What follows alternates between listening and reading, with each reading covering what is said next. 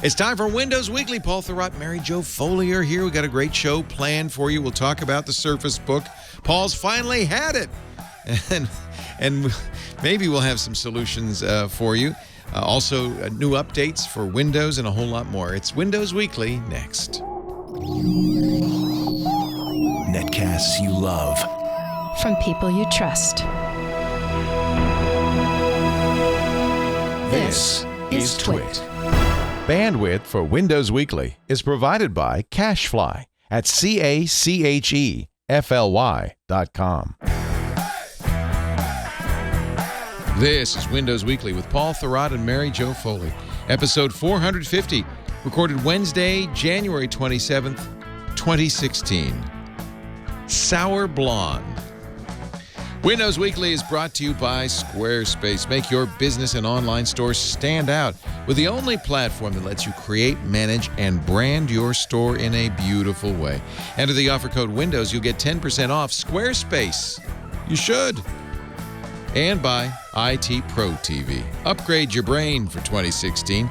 IT Pro TV is the resource to keep your IT skills up to date with engaging and informative video tutorials. For a free 7-day trial and 30% off the life of your account, go to itpro.tv/WW and use the code WW30. And by FRESHBOOKS, the super simple cloud accounting software that's giving thousands of freelancers and small businesses the tools to save time billing and get paid faster. Try it free at freshbooks.com/Windows. It's time for Windows Weekly, the show where we talk about the latest news from Microsoft with our friendly announcer, Leo Laporte. And I was going to say, and these two jerks. And these people. Whoever they may be, they've appeared in my monitor, so it must be time for a show. That, of course, is Mary Jo Foley, all about Microsoft.com. On your right, on your left, Mr. Paul Thurrott, Thurrott.com, a Petri production. And hello, Leo. Hello, Paul. Paul's got his Beatle haircut going here. What is that? It looks like a bad wig, I hate to tell you. Well, are you auditioning for Hamilton? It's all real, baby. Is this going to be? Are you going to be in Hamilton? Are you going to be playing George Washington? I don't like to leave the house. It's overdue getting cut, like way overdue. But you look good. You were waiting for your kids to shave your head again. He's a shaggy. I constantly rag on my son for his hair, and he is delighted in the fact that my hair is longer than his now. Really? Because that just justifies his entire lifestyle. Don't tell me anything about my hair. Yep. Because you got the hair up there. Ladies and gentlemen, before the show, I attempted to boot my Surface Book. Yes. To mixed results, I think we can all agree. Yeah, mixed results. Although I'm happy to say, and it really is a good day when I didn't get the blue screen of death. By the way, yeah, you paid a lot of money for that laptop, yes, and you're considering this a good day. Yes. So, no blue screen. That's a good day. I thought they were eliminating the blue screen. And instead, they brought it back with a bang. Yes, that was fun. You get achievements if you get enough of those. All right. So you want to lead the show with SurfaceGate. Now, we do. At first, I thought perhaps you were talking about the Patriots-Broncos game. Right. Because actually, Mary Jo, why don't I describe that, and then you can talk about the actual gate. Yeah, because which is a good idea, since I know nothing about football. Yeah, you're a Patriots fan, I would say, Paul, right? And more to the point, I watch a lot of football, yeah. And the one thing I have been very aggravated about over the past couple of seasons is these guys all get Surfaces, the Surface logos all over them, Surface stickers, whatever. iPad. They call them iPads all the time. Yeah. So I keep calling it the AFL. The NFC Championship. NFC Championship. No, and I don't know why I got AFL in the head. Yeah. Because I really missed the what was that team? The New Jersey, whatever they were. Anyway, it doesn't matter. Herschel, Warwick, whatever. So the Surface fails, apparently, for the New England Patriots playing against the Broncos. Yeah. And now these guys get the name exactly right. That's a Microsoft Surface tablet. Hey, it looks like the Microsoft Surface tablet's not working. Hey, Bob, did you see that the Microsoft Surface tablet is not working? Like, no, I mean, it was crazy. And I'm like, what the, like, I'm sitting there, you got to be kidding me. These guys haven't been able to get this right for 18 months straight. And today, oh my God, they know exactly what it is. Well, that's because the iPads don't fail. Wow. You think the iPad would do okay down there on the frozen field at Lambeau? No, I wouldn't want to have an iPod. Anyway, those nice rubberized surfaces look pretty good. Yeah. So the point is, the Surface didn't fail, right? So what failed? It was something to do with the Wi-Fi network inside the stadium. Yeah. I do think it's somewhat interesting that the Wi-Fi network only failed for the Patriots. For one half of the field? Yeah, for that half of the field. You know, if that had happened at but it does, and I think this was the Broncos' way of saying, we know the games you play, and we can play them too, because it's exactly what the Patriots do. They make the radio fail. Oh, no, come on. You know your team's cheaters. They're famous for that. Okay. Nothing wrong with it. They're also a great team. The irony is they probably would win anyway. Okay, okay, so I'm actually not sure I agree with any of what you just said, but more to the point, I just think it's interesting. No one ever raised this. Like, no one ever questioned this. I mean, the Patriots came out and said, like, we don't think Denver did anything, whatever. Really? And by the way, Denver beat the Patriots, whatever. It doesn't matter. It was pretty bad football on both sides of the field. So Dr. Mom figured it out, by the way. She said that the Wi-Fi was underinflated. Well, which, by the way, has been scientifically disproven. Okay. Which Dr. Mom would know. Okay. So, regardless, this happened. And Microsoft on Tuesday, for some reason, I wrote a news story about it on Monday. I think most people covered it on Monday. Most people who were up on the facts know that it wasn't the tablet. You know, Microsoft had issued a statement and so forth. And for some reason on Tuesday, Microsoft came out and said, hey, we just wanted to let you know what happened. And they called it surfacing the facts. Oh, Lord. And by the way, not only did Surface not fail the Patriots on that day, according to Microsoft, Surface has not experienced a single failure in the 2 years they've been used on the NFL sidelines. Isn't that cute? I actually found the most interesting fact in this blog post to be that not every team uses Surface. Yeah. I assumed once the NFL adopts the Surface, it's just everyone has it. But actually, you don't have to. According to this blog post, no, they don't have to use it. Huh. So what they've been saying is that Surface only the losing teams don't use it. Rob. Well, actually, you know what it is? Actually, it's very interesting. You actually see this. Both of those, both the teams that just played, the Broncos and the Patriots, have what you might call these days old school quarterbacks. Right? They're older guys. You see this with Aaron Rodgers somewhat. You see this with Ben Roethlisberger. You see it with some other players. They actually don't use the Surface that much. Those guys are often looking at pieces of paper. But Brady uses it. The old way of Brady uses it. And it's actually the better quarterbacks, Peyton's always using it. He's always looking at those. Well, no, I guess, right. So I guess the point was, though, that these other teams that don't use Surface, that's what they're using. They're printing out paper pictures of the plays and then bringing them to the players and saying, look, this is what just happened. It's like waiting for a telegram in Deadwood in 1872 or something. We'll send you a fax. Just hold on, Bob. It's stay printing. By the phone. Call a timeout. We need some more room for the printer. Really strange. Yeah, well, that's how they did it until they had tablets, and so that's relatively recent. Sure. So those are, by the way, I should point out, Surface Pro 3s, right? They're not. Not. Yeah. Okay. Yeah, and and obviously last season the big story was the previous season when they first started using Surfaces. Microsoft was selling Surface Pro 3, and the Surfaces on the field were Surface Pro 2. Yeah, well, it takes a while to get the rubber fitted, and then you probably I bet you it's a complete custom build. I doubt it's you're not going to get a guy with gloves and a big helmet on to double tap the icon for what just happened. I think it's probably. Should I install this update? yeah, you're not seeing the same thing. Windows 10 either, Leo. Since we're on the topic, it says it has to reboot. What am I going to do? Yeah. But I mean, the players treat them like. They throw them, they smash them. But it's good they're not Surface Pro 4s. That's all I can say. Yeah. I'm just curious. Am I having more problems with my Surface Book than Surface Pro 4 folks are? Depends on who you talk to. I mean, the interesting thing is I don't have these problems in Surface Pro 4. You don't. But I hear from plenty of people who do, Surface Pro 4 especially the heating one, right? The hot bag problem. That makes sense, but I think a number of these problems, including those constant blue screens, have to do with the fact that the GPUs and the keyboard, and the video driver crashes and all of that stuff. I think it has to do with that attached keyboard. That could be, but I mean, the display driver issue is something you see on Surface Pro 4. I don't, but many people do. I just based on my email. I know many people see it. Right. So let's talk about the other SurfaceGate. the real SurfaceGate. Yeah. Right. Sure. So it was funny when that blog post went out yesterday from Microsoft surfacing the facts. I saw Paul say, yes, they're addressing all the problems we've been talking about with the Surfaces. And then obviously. he read it and was like, no. Like, seriously? Like, that's what you're talking about? Come on. You said I was going to talk about this one because you couldn't stay calm talking about it. Well, and he's proving himself right. What would Mary Jo Foley do? That's what I'm doing. Right. Hold on. I'll do yoga over here. Mary Jo's the only one not stuck with a Surface Pro 4 or a Surface Book. I know. I had the loaner Surface Book. I never even got a loaner Surface Pro 4, which was fine with me. I didn't really need to test that. But when Paul wrote a post last Friday, it's called Welcome to SurfaceGate.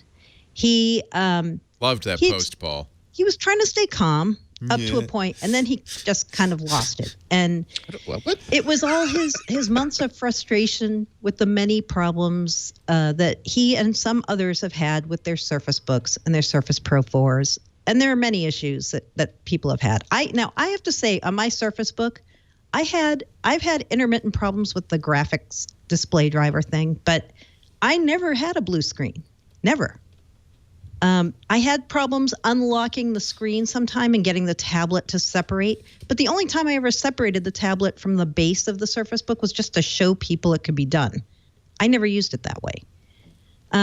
So I understood his frustration, and he, I think, was expecting Microsoft to do what Apple had done, which with AntennaGate, come out, make a big public acknowledgement that, yes, there have been problems. We acknowledge it. We're going to fix it. But as I said to Paul, they're never going to do that. That's not the way Microsoft does it. Not going to happen. I believe the way she said it was something like, Paul. I did say that. I did. Paul. Yeah. He's like, no, they're going to come out and I told them what's wrong and they're going to respond. I said, no, that's not the way that works with Microsoft. What they do instead is they go into the support forums and every once in a while get someone not at the highest level, but somebody who's in the support team to say, yeah, we know this is a problem and some people are having an issue and sorry for the small subset of people who are having this problem. Really? It's just a subset? Really? But I would be stunned if you see Microsoft put a big gun on stage like Terry or Panos and they say, guys, we know this is a big screw up and we're going to fix it. That's just not the way they do it. Not the way. By the way, what do you think of my theory? I was sort of going through this in my head later, and it occurred to me, if you actually think back to the Apple thing and you really look at what they said, they were very careful to say, this happens to a lot of phones. It's not just us.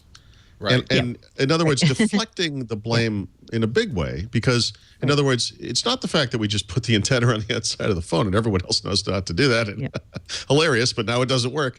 By deflecting the blame, they may have been protecting themselves against class action lawsuits, right? Yeah. Definitely. If they admitted to putting out a defective product, maybe, and again, I'm not a lawyer, I just play one on this podcast. Maybe they we're specifically trying to avoid that, and maybe Microsoft, by not coming out and saying that this is a thing, is the same type of issue. Yeah, maybe. Or for the same reason. That's just a thing. But I will say, and I think you would acknowledge this too, we also do hear from people who say, I'm not having these problems. Right? That's true. I mean, that's true. There are people who have no problems, or at least say they have no problems. Well, let me ask the chat room. Let me ask the chat room. Yeah. Okay. Yeah. People on Twitter in the chat room. I'm curious. Are you having any of these issues? So the issues include the hot bag thing. When it doesn't really shut off, and you put it in your bag, and then you open the bag, and it's roasting hot. The blue screens, the inability to detach the Surface base. What else? There are video driver failures. Video driver issue. You saw the weird thing where the log-on screen wasn't full screen. Right. And then it said trying to open camera. I think those are all related to video. And then it kind of fixed itself after a while.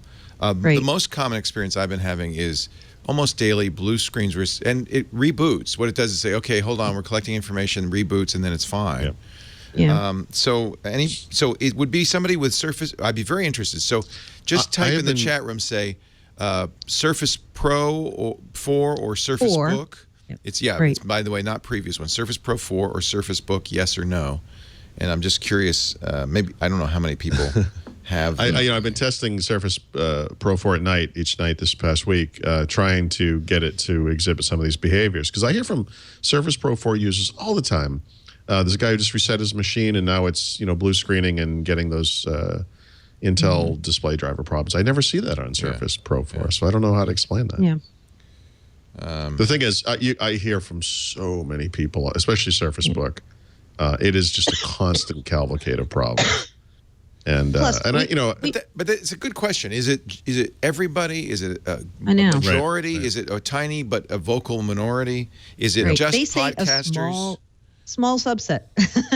Whatever. And we're kind of what? globalizing it because Paul and I have both had those problems. I've had it on 2 separate machines. Yeah. Remember the first one I got? You said, "Well, it's a pre-production machine. Maybe that's what it was." And I got a new one, so I have the exact same problems. Microsoft sent out a key that had the retail build of the product on it, so you could reset the machine and get what people were really getting in the store. Still does it. I've just never fixed it. It's on on the machines I've had. People I'm seeing on Twitter are saying almost everybody video driver.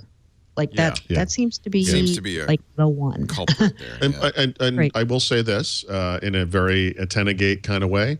That issue is actually not isolated to Surface devices. Other Skylake PCs are seeing that as well. And that's what Microsoft has said. It's a tough computer science problem. That's Skylake. Well, power management. Maybe they should get some computer science people in there, and maybe they could solve it. But it seems like it's a Skylake specific issue.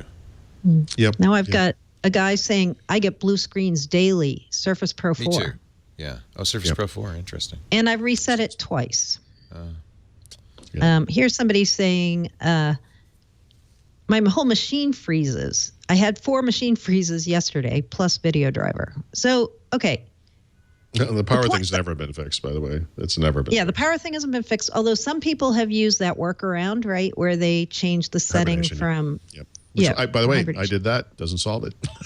So I did really? do It that. doesn't? Yeah, I have hibernation on my machine now. So Digital Man says yes, yes, yes, yes, yes, and yes. But what's interesting, he's on a Surface Pro 4, and then Rob H. immediately after says no blue screens, no video driver issues, no issues with detaching, just the heat in the bag problem. I know. Right. Just that one. Just the heat in the bag. Yeah. It's a pretty, I said this, you'll remember this, months ago, maybe weeks ago, certainly, but maybe months ago, it's a sad statement when you buy a brand new $2,800 laptop and you have to shut it down like a computer you bought in 1995 before you travel because you're worried about the thing heating up in your bag and, killing all the battery life. And the funny thing is I heard, whenever I said that on the show, someone wrote to me via email and said, I've been doing that as well, but the problem with these devices is the power button's on the outside, so it's in your bag. It hits something, power's on, and it happens anyway. Oh, wow. Yeah. Of course. Yeah, of course it does. What happened to me? Mary I just Jo got Foley, small. Are you on a Surface Pro 4? We're replacing not. Mary Jo Foley with a go-to I'm assist. not. What just happened to me? According to a post on hexus.net, I don't know if these are reliable or not. I do know they have lots of pop-up ads over randomly underlined words like new. There's a new driver available for the Intel chipset featured in the Surface Pro 4 that has not passed through the process necessary to become available via Windows Update. NeoWin is reporting this. The driver installer file is available from the Intel download site. That won't work either. However, it notes the driver update zip file can be downloaded, extracted, and update for the Intel Iris graphics component applied manually. I'm not recommending that, but that's what some saying. And I just got by the way, a cumulative update, which you probably are already aware of. So. I see there's a cumulative update going out. There's zero information about what's in it, it looks like. I'm wondering because this almost always, I applied the cumulative update, reboot, log in, everything worked great, fast, no problems. Oh, this isn't going to solve any of these problems, right? No, but I'm just wondering if the problem is sitting overnight, like if it's a memory leak or something that doesn't I just rebooted once before so now that, it's fine. So now everything's okay until tomorrow when I'm going to have a blue screen again. It would be funny if it was a time bug, wouldn't it? It might be, and that might be. We only recognize 23.99 of the hours in the day, and I don't. Yeah. It's too bad because so, these are great computers. I really know. want to love it. I want to love it. I know. They're nice. Just nailing somebody down to say, can you just give us a general idea? What's going on? Do you even have a time frame for fixing it? And I don't think we're going to get that. Do you? I think they're going to play it safe and just not even give us a quarter or a time frame. Or how many times have they given a time frame only to have it, not happen? I think they want to avoid that. And that, by the way, that's completely understandable. Yeah. Well, I also feel like if they really knew what was wrong, they would fix it. They would fix it. And the problem really is they can't give you a time frame if they don't know what's wrong. Okay. Oh, I see. Well, I mean, they know it's okay. Right. They know the symptoms. I guess maybe they don't. Yeah. Right. Sure. That could be. RoboCop is the cure, I believe, but I don't think he's available. Although he was New Silicon too in that first movie, that kind of explains some of the problems. He blue screened frequently. Yeah. Blowing away people in the process.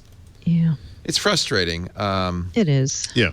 How long have we had this Surface Book? 4 months now, right? I know. And it's not really ever worked right, to the point where Mary Jo continues to use somebody else's computer. And well, plus I'm super cheap and conservative. So if I don't need a new laptop, I'm not going to go out and buy the Surface Book. Right. Because my Acer's still working great. Right.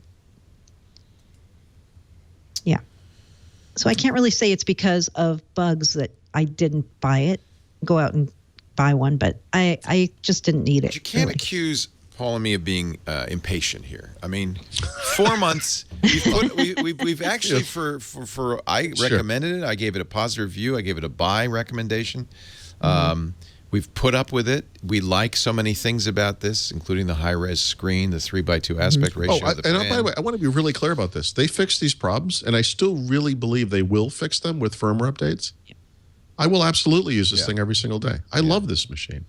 It's just really hard because you can't, when you're in a position, I'm not Bob down the street. I write a website and people read it. I can't pretend this doesn't exist. I can't recommend this to people in its current state. That would be, I could just never do that to people, It's hard because you kind of want to say, this is a great thing. And I do believe it's going to be fixed, but I believe in Santa Claus too. I mean, what does that mean? I mean, we'll see what happens. I don't actually believe in Santa Claus, but you know what I'm saying. Yeah. You don't? He does. No presents for you, Mr. T. I also noticed that, for instance, I have Steam always load when I boot, and it doesn't recognize, it's not on, it says you're not online. And then when it boots up, and then I say retry connection, and then it kind of sort of Here's one, by the way. And Wi-Fi I think issues have been a problem.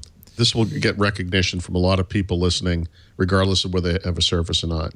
You bring up a Windows 10 computer, and you hit the space bar, or what you want to do is type in you hit the space bar to get rid of that, the picture screen. Yeah. And then you want to type in your PIN, or your password, right. and you start typing and nothing happens. Right.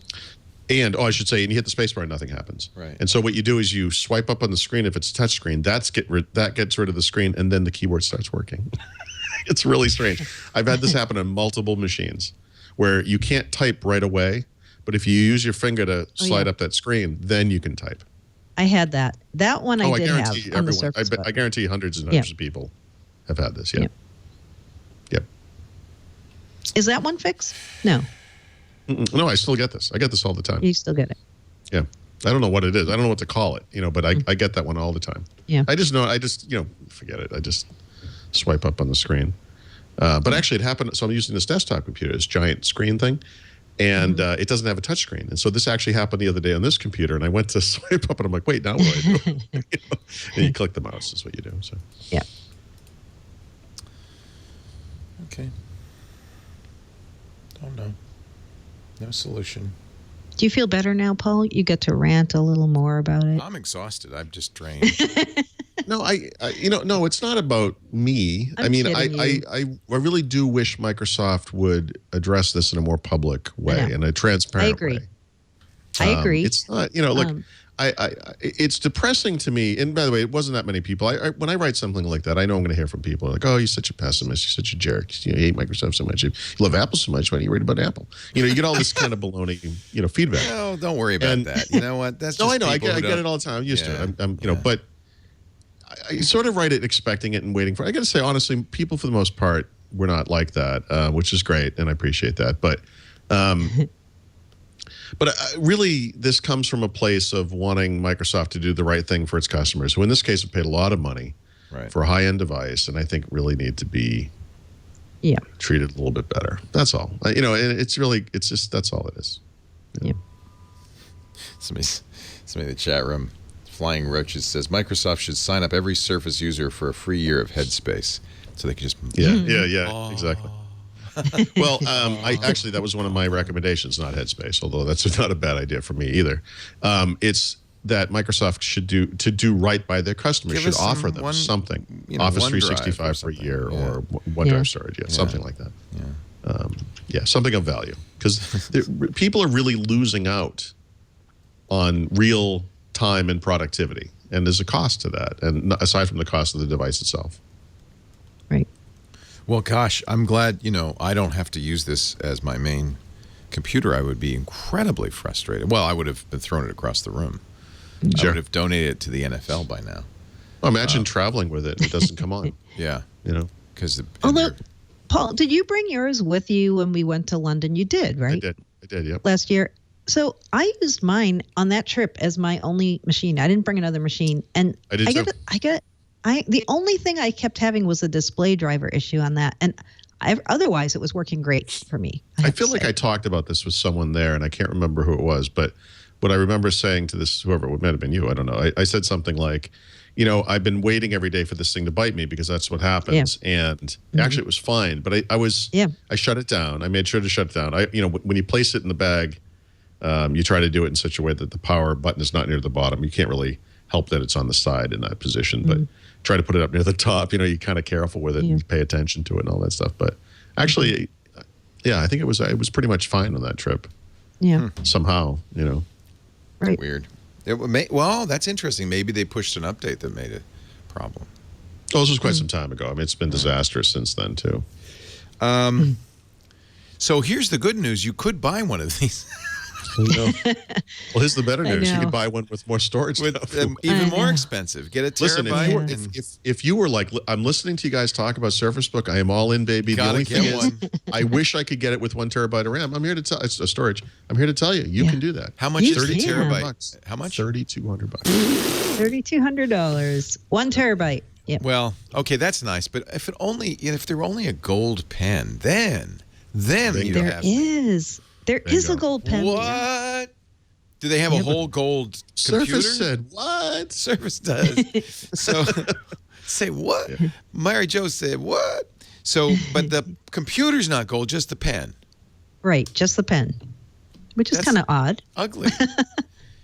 Doesn't it? Don't you need the pens come in a lot of colors, right? I think there's red and blue. And, there are other colors. Okay. Yeah. But now there's gold. Gold isn't a color, Leo. Gold is a way of life. Right. I can have opulence. I actually love the gray of the Surface Book. And I do too. And I think I love, what was it, the titanium deposit. Magnesium depositing technology they've used is worn well, and that was one concern. It really is a pretty device. So I'm going to stick with the pen that matches, but when I lose it, then I could get $60. Is that all? That's actually not bad. Apple charges $100. It's not actually gold plated, then, is what I'm hearing. No. There's no gold in the gold. All right. So the one terabyte Surface Book and the 1 terabyte Surface Pro 4, which is $2,700 for that, are both available now in U.S. and Canada only. And if you're not in one of those two countries, Microsoft's not saying when it will be available to you, just because people will ask. Maybe I'm wrong, but I thought Surface Book and Surface Pro were only available in the U.S. and Canada anyway. I think. Are they in the U.K. now, too? I know they're coming. I'm not sure if they're there yet. Yeah. But they don't comment on future distribution timeframes, they say. Sure. But the gold pen, there's more countries than just that. There are other countries in Europe you can get it soon because demand, Yeah. What I need is a gold Surface Loop. Ooh. Oh no, pen loop. Not again, no. Pen loop. Pen loop. I love the magnet. I mean, there's so many good things about this. Yep. Come here, Panos Panay. Come here. Just come here. I got to talk to you. Can you fix this? I'm sure they're working on it. I'm sure. I'm sure the Windows team is putting a lot of oomph behind fixing this. Yeah. Oh, well. It's nice. You know, I thought, well, I have a Windows machine, so I took the Dell 13, which I bought this time last year, and I put Linux on it. And it was a very reliable. As so many of us do. Yeah, as one does after a year. Yeah. With Maybe that would solve the Surface Book problems if you could just put Linux on it. I probably could. I wonder what would happen. That's an interesting thought. All right, let's take a break. We come back, we'll have a lot. Wait a minute. Is there more Surface news? Yeah, there's a little bit more. I'm sorry. Probably. The firmware right? updates, but not for us, just for you. No. Who's getting updates and why, and what are they getting? Paul wrote about this, I think. Surface 3 and Pro 3 got firmware updates, right? Yeah, and these were really serious updates, especially on Surface 3, which is that low-end kind of Atom-based machine. They got a dozen or more updates, and then if you have an LTE version, you got another 4 updates on that one. In any given month, the types of updates that we see on Surface Pro would be a big deal. It looks like they got eight updates, like eight driver updates. That's actually really big. Surface 3 was much bigger than that. I believe they updated every single built-in driver in the device. Wow. Really interesting. That was good. And all the documentation, too, that tells you what you actually got. Yay. I know. It's actually right. It actually explains what the improvements were. So it's everything. It's reliability of the type cover, Windows power and sleep settings, UEFI menu, make sure correct drivers are installed, access point compatibility, improved pen pairing feature, improves pen for some reason there's 2 of those, audio quality over 2 drivers, system stability, touchscreen reliability. It goes on and on. It's like it's crazy. It's like massive amount of updates. It's exactly the type of thing I want to see on Surface Book. Please, because you know it's going to look like this. It's going to be an explosion of drivers. Good news. Okay, Fred in our chat room says that February 18th, you two in the UK could buy this piece of crap. So, no, it's nice. It's good. It's good. Sorry, Cortana. It's good. Jason Lundgren asks a good question. What about Surface Pro 4 owners who are using the Core M machines? Are they having these problems? Oh, that would tell you something, wouldn't it? Yeah. I do not know. That's interesting.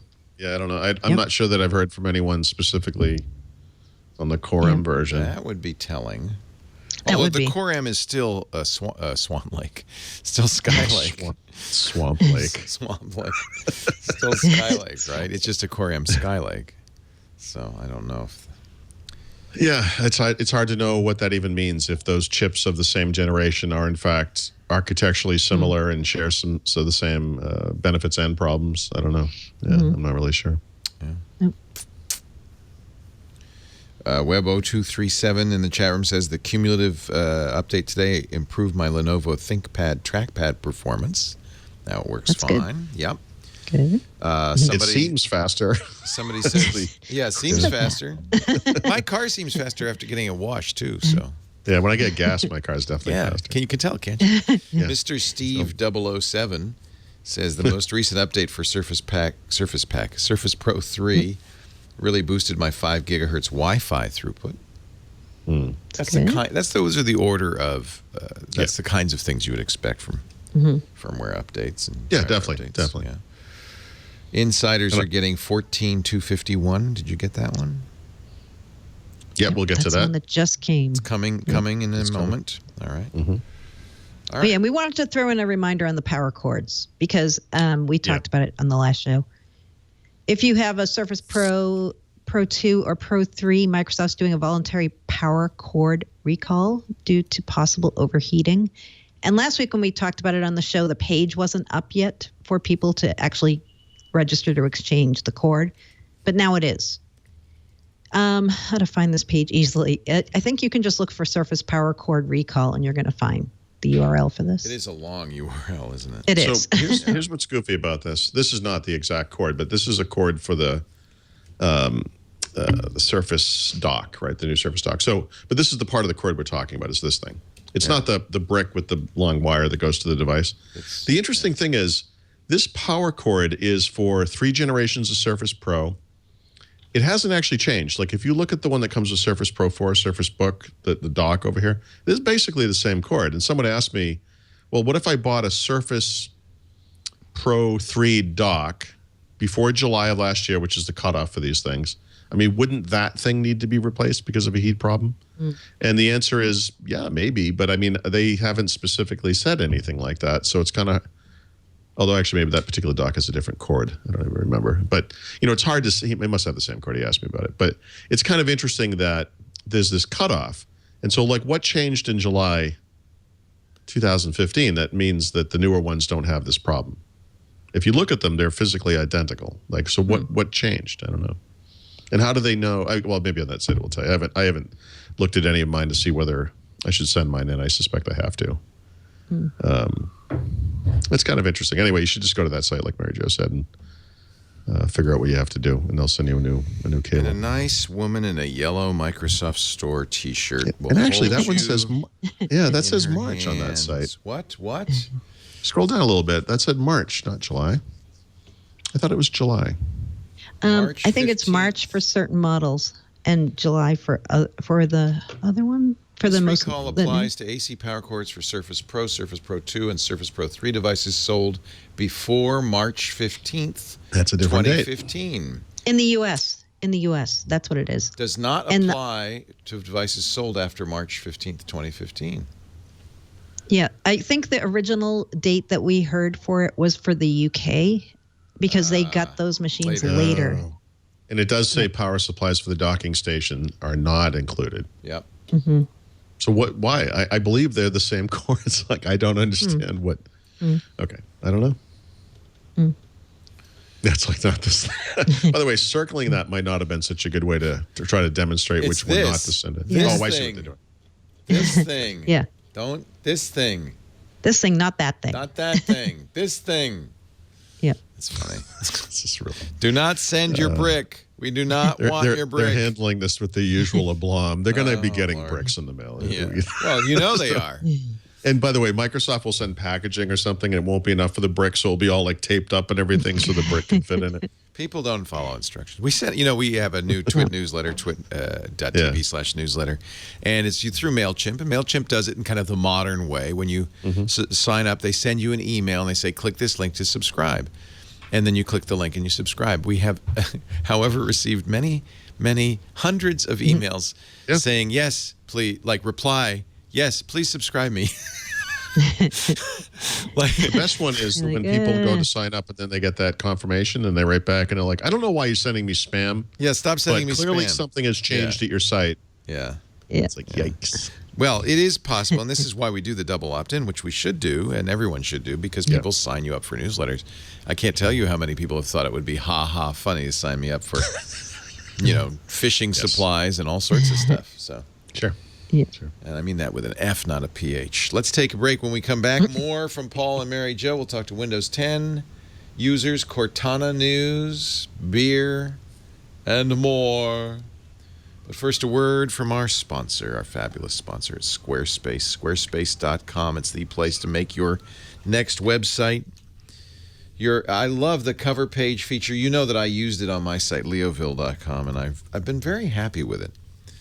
First of all, it's really easy to do. And if you just need a cover page, you can just get the cover page.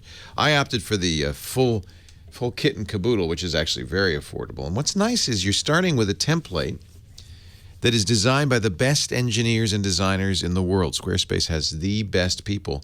So it's really, truly state-of-the-art. It's not just like your father's templates. It's you can see immediately when you look at the templates, you can see how state-of-the-art, a lot of them full-bleed images. Even the text-heavy sites have really nice design. You can see a live preview, but you can also see, this is the Montauk site I'm showing if you're watching the video. If you scroll down from the template, you can see other people using it. So you can see that every site looks different. I like Mr. Wolf. I like how Mr. Wolf is using the Montauk page. You go to this site, and it's a journal of Nordic style. I love it. I want to see. That's great. So, style, right? The word underscore the word style. People use Squarespace when they want their site to look great. And that's one of the nice things about Squarespace Commerce. You can fulfill orders, you can manage product inventory, resolve customer issues directly from your iOS or Android device. But it's also the only platform that lets you make your shopping cart look the same as your site. You know, you're not going to some third-party funky shopping cart. It's on your site, and it matches your aesthetic and your cool design. I've always loved Aviator. There's a full screen. They do images so well. I think I might be using Aviator for mine. I don't remember. That's another thing. You decide you want to try a different template. The templates are completely separated from the content. So you just push a button, try a different look. The content's all still there. Great if you're a musician. They have a lot of sites specifically, Encore, for instance, specifically designed for musicians and bands.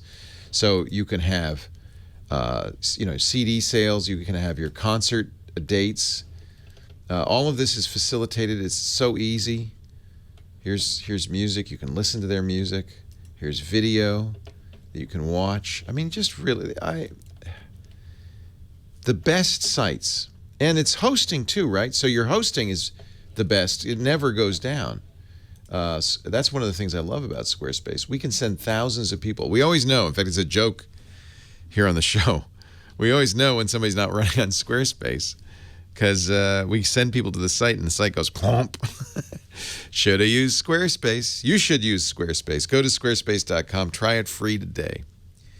And once you've tried it and you've messed with it, you fooled around with it, and you want to buy, use the promo code WINDOWS and we'll get you 10% off. And you'll be showing your support for Mary Jo and Paul. Squarespace.com. Your site will look like it's been designed by a professional because it has. And, of course, you get to completely control it. There's even a developer platform. Squarespace. You should. Paul Thurrott, Mary Jo Foley, we're talking about Winders. I'm going to call this show Winders Weekly from now on. Should spell it that way. Winders Weekly. Winders. Let's talk about Winders 10. This is neat. I'm a big fan of TripAdvisor. I guess they're starting to bundle on Windows 10 devices. Is that right? Yeah, although somebody told me, I don't recall this, but someone told me this already was the case on some Windows phones, that the 950 and maybe the 950 XL already have this. I believe this app actually came out in December, but the announcement is what it's really about is that this new universal app version of Windows will be pre-bundled on millions and millions of Windows 10 devices, which is probably PCs and devices. So So it's a universal version of TripAdvisor. Yeah. Oh, I should go to the store. Is it in the store now? I love TripAdvisor. Yeah, it should be. I'm a huge fan. That's the one where you automatically send your emails to it. It automatically builds inventories, and it's just so sweet. I really love it. I used TripAdvisor to book the hotel for the trip I ended up not going on this month, but I used TripAdvisor. Oh, it's just the best. Yeah. So that's nice. So they're bundling it on phones. Well, I think and PCs. It really just says devices, but I think, when you think about Microsoft trying to get big app names on Windows 10, this is maybe as part of the strategy. And this is just speculation, just to be clear, but it's possible that this is a strategy. In other words, we can give you a position in Windows, like people will just get it as part of Windows. I think when they're bundled this way, when you click on it, that triggers the install. It's not actually just sitting there as part of the Windows thing that you download when you upgrade, or on a new computer. It's interesting. I mean, it's a little troubling, but I mean, Microsoft, to be fair, has done this kind of thing in the past. Even when they were dominant, you may recall the Real Player was part of Windows for a time, AOL, CompuServe, probably some things I'm forgetting. So it's not without precedent. Although it is for a completely different reason, assuming this is in fact what the deal was. And other companies are doing this or will do this. Although the problem with mobiles, you don't want to put too many programs on there. Yeah. By default. Right. Well, I mean, we don't have new Windows 10 mobile devices from other manufacturers yet. But for example, Google requires you to bundle certain Android apps when you get full Android. Right. Those are Google's apps. Apple bundles their own apps on iOS. Absolutely, and you can't delete Those them. are Yep. Right, and you can't even delete them. Those are Apple's apps. I mean, this is kind of interesting because of the third-party apps. Even a signature device, which like your Surface Book, which you would sort of consider a clean kind of signature-like experience, has third-party apps on it. The New York Times crossword app is on there. Flipboard is on there. There's a PDF app you can write on with a pen, and probably a couple of others I'm not thinking of. I use that New York Times crossword app in my Surface Book. I love it. Yeah, it's cool. You can write in it, and I love it. It's a great way to do crosswords because you're using your pen, and then it turns it into text. Yeah. It's really awesome. But it's interesting, like Paul just said, that Microsoft's not doing this with their own apps. I mean, there are some they're doing it with, but just this week they came out with the new universal version of Power BI, which is their business intelligence app. Now, that's not preloaded, right? Oh, I mean, and goodness. you could say maybe, but you know what? Not everybody needs it, Mary Jo. I'd rather have Candy Crush soda than that. No, does everyone need TripAdvisor? No, but more need Nope. TripAdvisor. It's more of a consumer product than BI is. It is, but who does Microsoft sell most of their PCs to? True. Business customers. You could make the case that like the Pro version of Windows maybe should have that kind of stuff. Yeah. Maybe the home version could have the TripAdvisor, the game. Yeah. I mean, that gets complicated because people use PCs for both home and work, right? Yep. But yeah, you are starting to see more and more of these universal Windows platform apps showing up in the store now, which is good. And the really good thing about the Power BI one is it supports Continuum for Windows Phone because it's a universal Windows app. So if you want to use it on your new Windows mobile device, you can plug it in with the cable into a dock. So that's presumably true of TripAdvisor as well then. Yeah, I would think, right? It's a universal app. Do you have to? That's the question. Do you have to support Continuum for? You do. No, I don't believe you do, actually. I don't. Yeah. So Power BI does.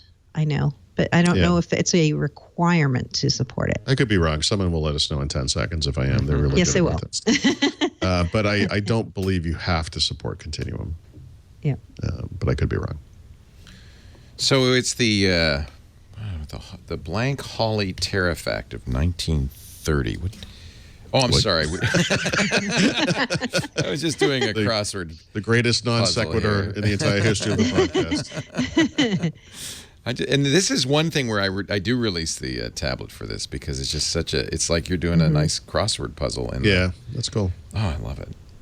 That's actually the number one thing I do with my Surface Book. But a Surface Pro would be the same thing. Yeah. All right, I'll put it back on. I was being silly. I'm sure nothing will go wrong with the display driver when you know plug what? that back. I think it's fixed. I'm gonna go with that thing fixed it, and everything is gonna be perfect now. Nice. I like your thinking. Nothing's gone wrong in 5 minutes.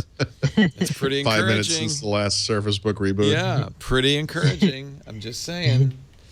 So BI is business intelligence. It's where you take a lot of data from your company and you kind of understand now how the widgets are being made and can project the future. And it's really great. I mean, it's very powerful stuff, but it is kind of, even most of the people in a business wouldn't use it. It's the CEO and their research staff and planners. Yeah, although Power BI, the goal is to try to get more people at different levels in the company to be able to benefit from analytics. So. Hey. I used to do, many years ago, I used to do host events for SAS. I don't do that kind of stuff anymore. Wow. But they're the big ones in the research triangle. And they sold me on BI, and this was 20 years ago. I can imagine it's come a long way within the era of big data. So you don't have to convince me. Of course, we know nothing about how this business runs. Nothing. I have no information whatsoever. So maybe I could use some BI. Get some Power BI in there, Leo. Some Power BI. Hey, congratulations! Plugins are coming to Edge in Windows Build 10, 11, 12. No. There is something for Edge. No. Well, there've been 2 builds in the last week. Last week's build did have a single Edge feature. It's a history menu. Listen, this is a leading edge feature that other browsers don't have, Leo. A history menu? Yeah. work with me. And this week's build actually had no new features, but it fixed some of the bugs from last time. And anyway, Mary Jo's buddy Walking Cat uncovered the interface for extensions that is built into Edge, so you kind of see how they're going to implement it in the future. It's getting there. Yeah, it is coming. We know it's coming. I mean, it's coming this year. So extensions is obviously the big gotta have it feature in history menu too, but Edge needs extensions. There was we should talk about why the build number jumped too, because people are going to wonder about that. Okay, right. So there is a bit of bad news in today's news related to mobile. We'll hold that off for the mobile part of the discussion, but the build number jumped from the 11,000s to the 14,000s, which meaning it jumped by 3,000 plus build numbers, which is would be almost 10 years or 8 years or whatever of actual builds if they built one every day. And the reason is they're, of course, aligning the mobile product with the PC product. And as part of that ongoing process, they've aligned the build numbers because the build numbers on mobile were much higher. And so because they were higher, it makes more sense to go up with PC than to go down. You can't have a repeat of build numbers on mobile. So the build number jump was artificial, but was done to bring it in tandem with mobile. So going forward, mobile and the PC version of Windows 10 will be updated at the same time on the same schedule, same build number. Yep. Who has 14,000 now? Windows Insiders on the fast ring. On the PC. Not on PC. Not phones, right. Not on phones, yeah. Wow. It's quite a jump. Yep. I'm feeling a little left out. Maybe I'll turn that fast ring back on. So I am, okay, so. There is no good reason to get these builds. No, it's not going to fix anything. All right. Yeah. And there's a newer, that was the newer build you were talking about. Mm-hmm. Okay. Yep. Okay. Microsoft publishes the list of Skylake PCs that are going to work with old Windows.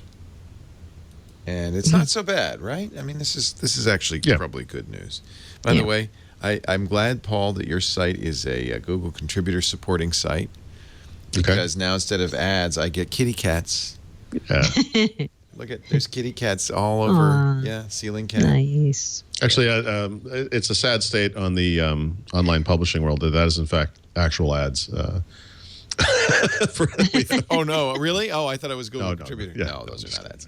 No, that's nice. So I give $10 a month to Google Contributor, contributor.google.com. And because I don't want to use an ad blocker, I think it's another way of doing it. And as a result, and I presume that this is a good deal for you. They share some of that income with you. I had no idea we were doing this, so yeah. Okay. And you can choose in Contributor what you would like to see. You can put your own images there, but they have a kitty cat option. Right. And it cracks me up because I'll go to pages, and first you just have like a good feeling about everything. Yeah, there's like a cat looking at me. Oh, there's two actually, it just makes me feel good. I'm easily amused. So, what Skylake compatible PCs, Skylake business PCs, will work with Windows 7 and 8.1? So, Mary Jo, what do you? Yeah, there's a list of more than 100 of them right now, and they're going to keep updating that list.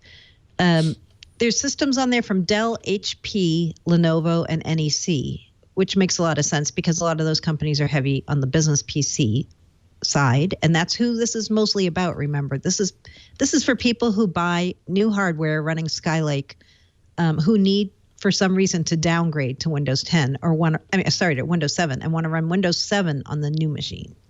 So Microsoft and these OEMs got together. They're certifying that these systems will work, that they'll maintain the drivers for them. Microsoft will produce all of the security updates for them through July 2017. After July 2017, Microsoft said they'll do only the critical security updates. And as we talked about last week, we don't really know what that means, like what counts as a critical one versus a non-critical one. But you can be guaranteed on this list, if you want to downgrade between now and next July, that these systems will be fully supported. So they're there. I've had a bunch of people who ask me about what if you're a hobbyist or a do-it-yourselfer and you want to build a PC with Skylake running Windows 7 because you want it for the backwards compatibility, the gaming, or other reasons. And I don't know if you've gotten a definitive answer, Paul, but I have not from Microsoft on what From that means for them. That's hilarious. Yeah. Nope. Yeah. I've asked a couple times, what about those people? How long are they supported and are they supported? And so far, no answer on that. This is one of those vague parts of the original announcement. The way I sort of take it is for the full supported life cycle of the OS. Remember there's critical updates, and then they introduced this most critical update thing above it. Right. Those updates only, and meaning probably almost nothing. But yeah. But again, it's unclear. I mean, I feel like this is the type of stuff that's going to become clear over time, not because they come out and say what they're going to do. We'll just see what they do. I don't know that they're going to expand on this again. Right. They also, I tried to get them to say last week if this meant the death of downgrade rights, like after Windows 7 and Windows 8.1 are out of support. Yep. So that would be 2020 for Windows 7 and 2023 and 2023 for Windows 8.1. Does that mean there'll be no more downgrade rights ever after that? Right. And they won't answer that. No, they would never admit to that. But you know what? Of course that is the end of downgrade rates. I think the answer is yes. Right. Yep. Right. But all I could get them to say was, that's not what we were talking about in that blog post. I'm like, yeah, I no, it isn't. No, I know that. Yeah. And our job is to read between the lines because there's a lot you're not saying. Yeah. Right. I think they don't want to freak people out too much. Plus, let's face it, it's years in advance.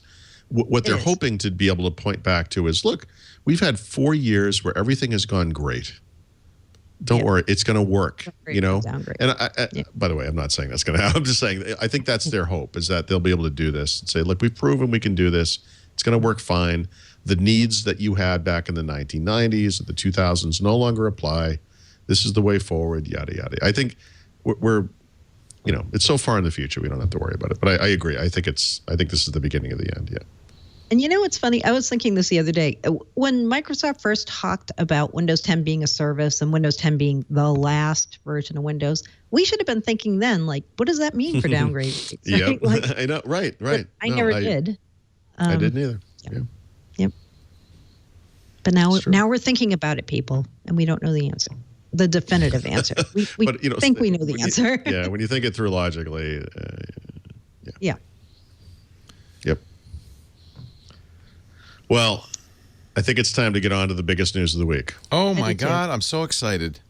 Yeah. And what would that be, PT? This is for Mary Jo. What would that be, MJF? I forgot to put the link in here, but Joe Belfiore is blonde now. What? Belfiore did what? We have actually, we knew about this ahead of time, and we've updated the, thank you to Alex Gumpel. We've updated the Listen, I love photo of Joe B. I love the Chronicles of Shannara style production values that we have here. Really, that was a CGI version of Alex Gumpel. However, I was going to, just true story. My wife was out and I said, listen to me, you got to buy some blonde hair dye. I'm going to dye my hair today. Oh, you should have. She was so excited. Oh. And I said, but there's only, I have one qualification. It has to be something I can wash out. I'm not dyeing my hair. Let's do it together, Paul. We shaved our heads together. Let's dye our hair together. We'll come back blonde next week. Twinsies. Do it. So you didn't put the link in, but Joe where can posted I find this. that? Is it on his Twitter? It's on his Twitter stream, Joe Belfiore's Twitter. He just, he's going on a round the world cruise with his family on his sabbatical. And so he came out of hibernation and posted to Twitter, hey guys, look what I found, a hair shrine in Japan. And there he is, blonde. And people are like, wait, what? Joe B dyed his hair blonde. Well, they were like that for two reasons, right? One is his hair is blonde, which is, I apparently didn't quite, I guess he got the memo on the hair complaints, but didn't quite understand the meaning behind the memo. But then people, because we are who we are, people look at the metadata for this photo and they're like, wait a minute, this photo was taken with an iPhone. Yep. And they freak out because this guy runs, Windows/Windows Phone development or was a big higher up in that kind of stuff. Guys, It was a little funny. heads up. They were more freaked out about the iPhone, way more than the blonde Joby. So here, I just want to remind everyone, when he went on his sabbatical, he said he was going to be doing this. He explicitly stated, I will be testing competing devices while I'm gone on purpose. Right. So why, I mean, guys, People relax. forget, Paul. People forget. Well, not everybody is up on the whereabouts and the I'm sorry, you're complaining because this guy's you noticed that he's using an iPhone and you're not up on what this guy's doing. You thought enough about this photo to look at the metadata? No, I mean that's messed up. Joe responded to you, by the way. He did. Because Paul tweeted this, the Windows Phone Rageometer. And Joe says, yeah, thanks for remembering, Paul. I explicitly added that to my Facebook post. Kind of worried there'd be a necessary kerfuffle. I like his way with words. But he does have to change his Twitter profile because I'm afraid he does not, at this point, he has not updated his blonde hair. Yeah. No, given the fact that it's a kind of a dye job, I think we can agree that it's temporary. So, actually, I should say, I think we can agree that we hope it's temporary. I think he wanted to go incognito. So right. nobody doesn't want to be recognized on the streets in Tokyo. Sure. Yeah. Actually, on the streets of Tokyo, he probably wouldn't stand out that much. No. It's very common, yeah. 132 retweets, 452 likes. Sure. And this was at a hair shrine? A hair shrine. He made a huge mistake coming out of hibernation to post this picture. Yeah. This was a huge mistake. Yeah. He'll never do this again for the rest of the trip. I think that's going to be the last one, yeah. Oh, no, come on. I think he loves this whole, silliness. I mean, so many, I can't tell you how many stories I saw about, is it okay that Joby's using the iPhone? And I'm like, what? Like, okay, there's no news this week. First, it's the Patriots Gate thing, and now it's Joby using an iPhone. Okay. But where was the source of all the drama? Was it on Twitter? Because Twitter is not a good gauge of sentiment. No, it was also on a number of sites. Let me simplify that statement, Leo. Twitter is not good. Well, I would never, I think we tend to think, oh my God, that people went crazy. If it's just a bunch of people on Twitter. Well, so that's what you do on Twitter. Surface was on, the NFL was news. It was on regular news. But that was a news. No, but Joe B's hair. Joe B probably didn't make the local newscast. I'm going to guess. I didn't see a story about this in the New York Times. No. I would just put it that way. That's fair. That's fair. Well, we live in this world. I mean, this is our world, so. Yeah. What else are you going to do? It is a pathetic little bubble of sorts, but, it's our pathetic little bubble. Okay. Yeah. Okie dokie. Let's see. So, wow, you buried the lead. That was the big story of the week. Yeah, we try to just throw that in, under the radar. Is Windows 10 Mobile abusing cell data? What do you mean abusing? How do you mean abusing? Well, in other words, you're connected to your cellular network, obviously, through the SIM card for data and for voice and text. And then you're connected to Wi-Fi because you're at home or you're at work, you're at some place where there's a known Wi-Fi connection. What it appears that Windows 10 Mobile is doing, and by the way, I want to be really clear about this. This is not completely clear-cut, although it's happened to many, many people, including me, is it appears to be using data even when you're connected to Wi-Fi. So Microsoft has acknowledged that people have complained about this. They didn't come out and say, yes, this is happening. Although they did say, by the way, if you want to stop it from doing that, here's a couple of settings changes you can make, and it should work. And by the way, it did work. So, it's one of those things that's kind of interesting. Of course, as with the Surface Book Surface Pro 4 problems, like Mary Jo was saying earlier, I've heard from people who have never had these problems, And of course, honestly, for a lot of people, it's kind of hard to say because most people go out into the world and they use their phone, and why would you know when or if it's using cellular Wi-Fi or whatever if you're not, right at work or somewhere where there's a Wi-Fi connection. In my case, because I bought a Nexus 6P phone, a month or so ago, I've been testing that phone, and I've been testing it against an iPhone 6 Plus, 6S Plus.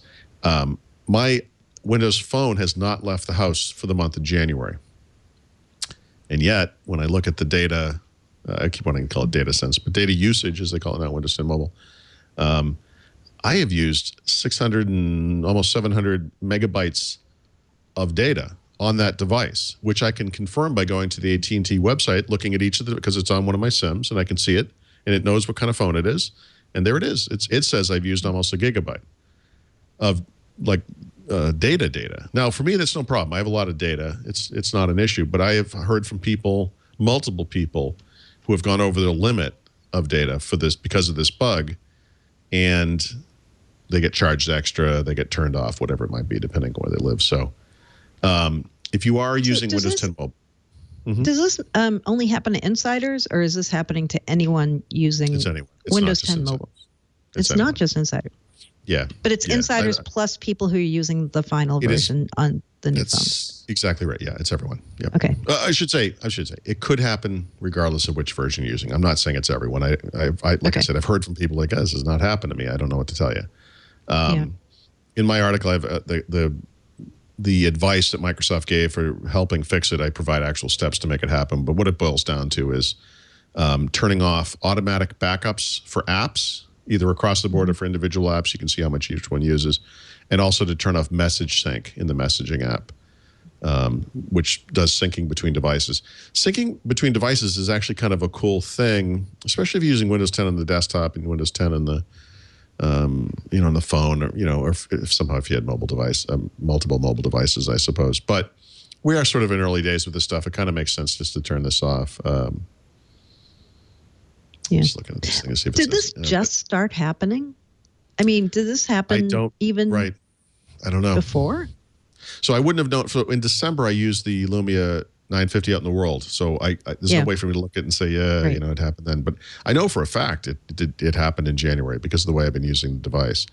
And I was tipped off by somebody to look at it. And when I did, I was like, wait a minute, I'm positive this has never left the house. And actually, I know the reason for the discrepancy is because sometime in January, I actually reset the device, meaning I reinstall it from scratch. And that's why the AT&T number would have been higher than the one on the phone, because the one on the phone is only since it's been reinstalled. Yep. Anyway, it's just something to look out for. I'm not, it's not definitely something that's going to hit you. Depending on who you are and what your data plan is, you may not even care or need to worry about it. It may not be happening to you. I can't really say for sure. But if you're in a very strict regimen with data and you are using Windows 10 Mobile, you really should take a look and keep an eye on your data usage and see if you can figure out if that's what it is. And Windows Phone, like Windows 10 Mobile, like any mobile OS, gives you a settings. In this case, it's called data usage settings, where you can go in and see how much data using, how much of it's over Wi-Fi, how much of it's over cell, which apps are doing it. You can actually go in and look, and so you can kind of figure it out that way as well. But only Windows 10 Mobile, not on tablets.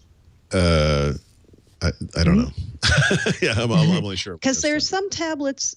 Are there some? Yeah, there's some tablets that, like the Surface 3, right? There you can get it with cellular plan. LTE. Right? Yeah, so those don't run Windows 10 Mobile, although presumably someday soon we'll see some that do. Yeah. I don't know. Right, so does this it's impact just plain Windows 10, right? 10? I don't know. Yeah, I'm not sure. I asked them for comment on this one too, and never heard anything either. So yeah, it was somebody in a, as is so often these days, like a support. Actually, in this case, it was a Reddit forum. It wasn't even a Microsoft support forum. Someone from Microsoft came in and said, we're looking at this. We're actively investigating it. Here are the two things you can do. And it's like, interesting. That's good, though. That's good. Interesting. At least they gave workaround. Yep. And firmware updates for insiders. Is this for Windows Phone? Yeah, it is, right? Oh, yeah. Yeah. And so actually, I got to say, I'm not 100% sure I got this completely right, because I was reading what some other people had written later on, and I'm looking at my promo graphic, and it looks like the guy's giving the world a finger, I now realize, but that's not what that's a picture of. It's a guy. Now I got to go to the article.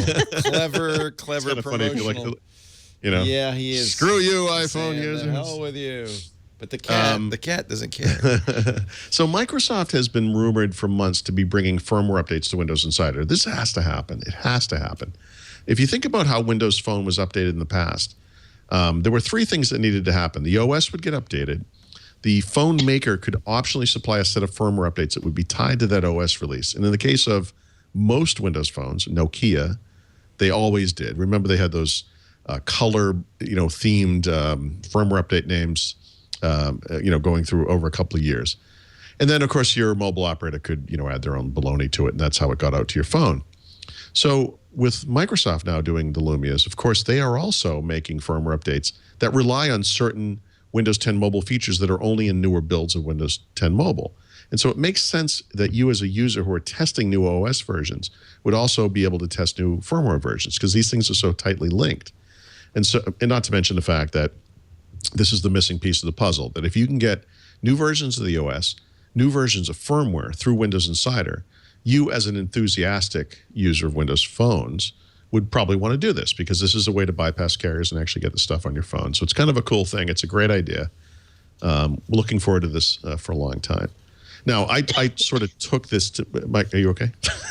Yeah, sorry. She's dying. I'm a little cold. I think you have a cold. Poor Mary Jo. I've been muting your coughing as you. Sorry about that. Okay. No, I was making sure you weren't choking or something. They appeared to announce that they're moving toward this goal of getting firmware updates in Insider. Seems to me that that's what it is. The problem is, some people have suggested, if you really kind of read between the lines here, and I sort of see this, that they're saying that it really isn't going to bypass carriers. That, in other words, to get these updates onto your phone, even through Insiders, the firmware updates, it will have to be something that was approved by the carrier. And I hope that's not the case, or if that is the case, I hope it's something that changes over time, because obviously the holy grail here is I want the latest of everything on my phone, obviously. I'm sticking with Windows Phone, even though the whole world's collapsing around me. I bought a Lumia 950 or 950 XL or whatever. I want the latest version of the OS. I want the latest version of the firmware. Of course I do. I'm an enthusiast. This is what I want. So awesome to get. I don't understand why you wouldn't be able to get that stuff through the Insider program. In fact, to the point where if the argument was, well, you're going to void your warranty or whatever, I think most of these people would say, who cares? What does the warranty give me? Who cares? I think a lot of people would do this just to get the latest. So we'll see what happens here. But it isn't clear if the mobile carrier can block it. Not to me, it isn't. No, not to me. No. Yep, I'm not sure yet. There's some language in there where I could kind of see where you might think that's. But if that's the case, what's the point of getting it in the Insider program? I mean, the very point of the Insider. Isn't it just so you don't have to roll your phone back? Wasn't that the reason, or no? Yeah, right. Yes. So in other words, so what she's alluding to here is that, let's say you've put your phone on Insider and you've upgraded a couple of builds, and you're a couple of builds in, and then you find out, hey, actually, as it turned out, AT&T is okay to firmware update. It doesn't appear on your phone. You don't get it because you're on a different build. The interesting thing is AT&T has never actually approved one, so it's kind of hard to say if that would happen. But I guess there have been some firmware updates for the 950, 950 XL. The way you get them is to use that recovery tool, and because that will blow you back to the most recently supported version. Yeah. I hate that often you have to do that. It really bugs me. Right, and I think this is supposed to get you around that, right? Bypass you that. Okay. Yeah. So it wouldn't help on AT&T because they haven't actually. There have been. They don't really say, but there have been firmware updates for what they say is 700 plus device configurations. I think there've only been a handful of actual updates, but none of them have. I don't think any of them have appeared on an AT&T 950. And so what I would like as someone who is on AT&T, who has, in fact has an AT&T locked 950, would be the ability to get those updates through the Insider program. Listen, I'm never going to bring this phone into AT&T. I'm never going to bring it into AT&T. If something goes wrong with this phone, I'm done with it. Like AT&T can't help me, so I don't care, I hope that this is where this is going. But I don't know. Yeah. So that's with us. Yeah. Then Guinness.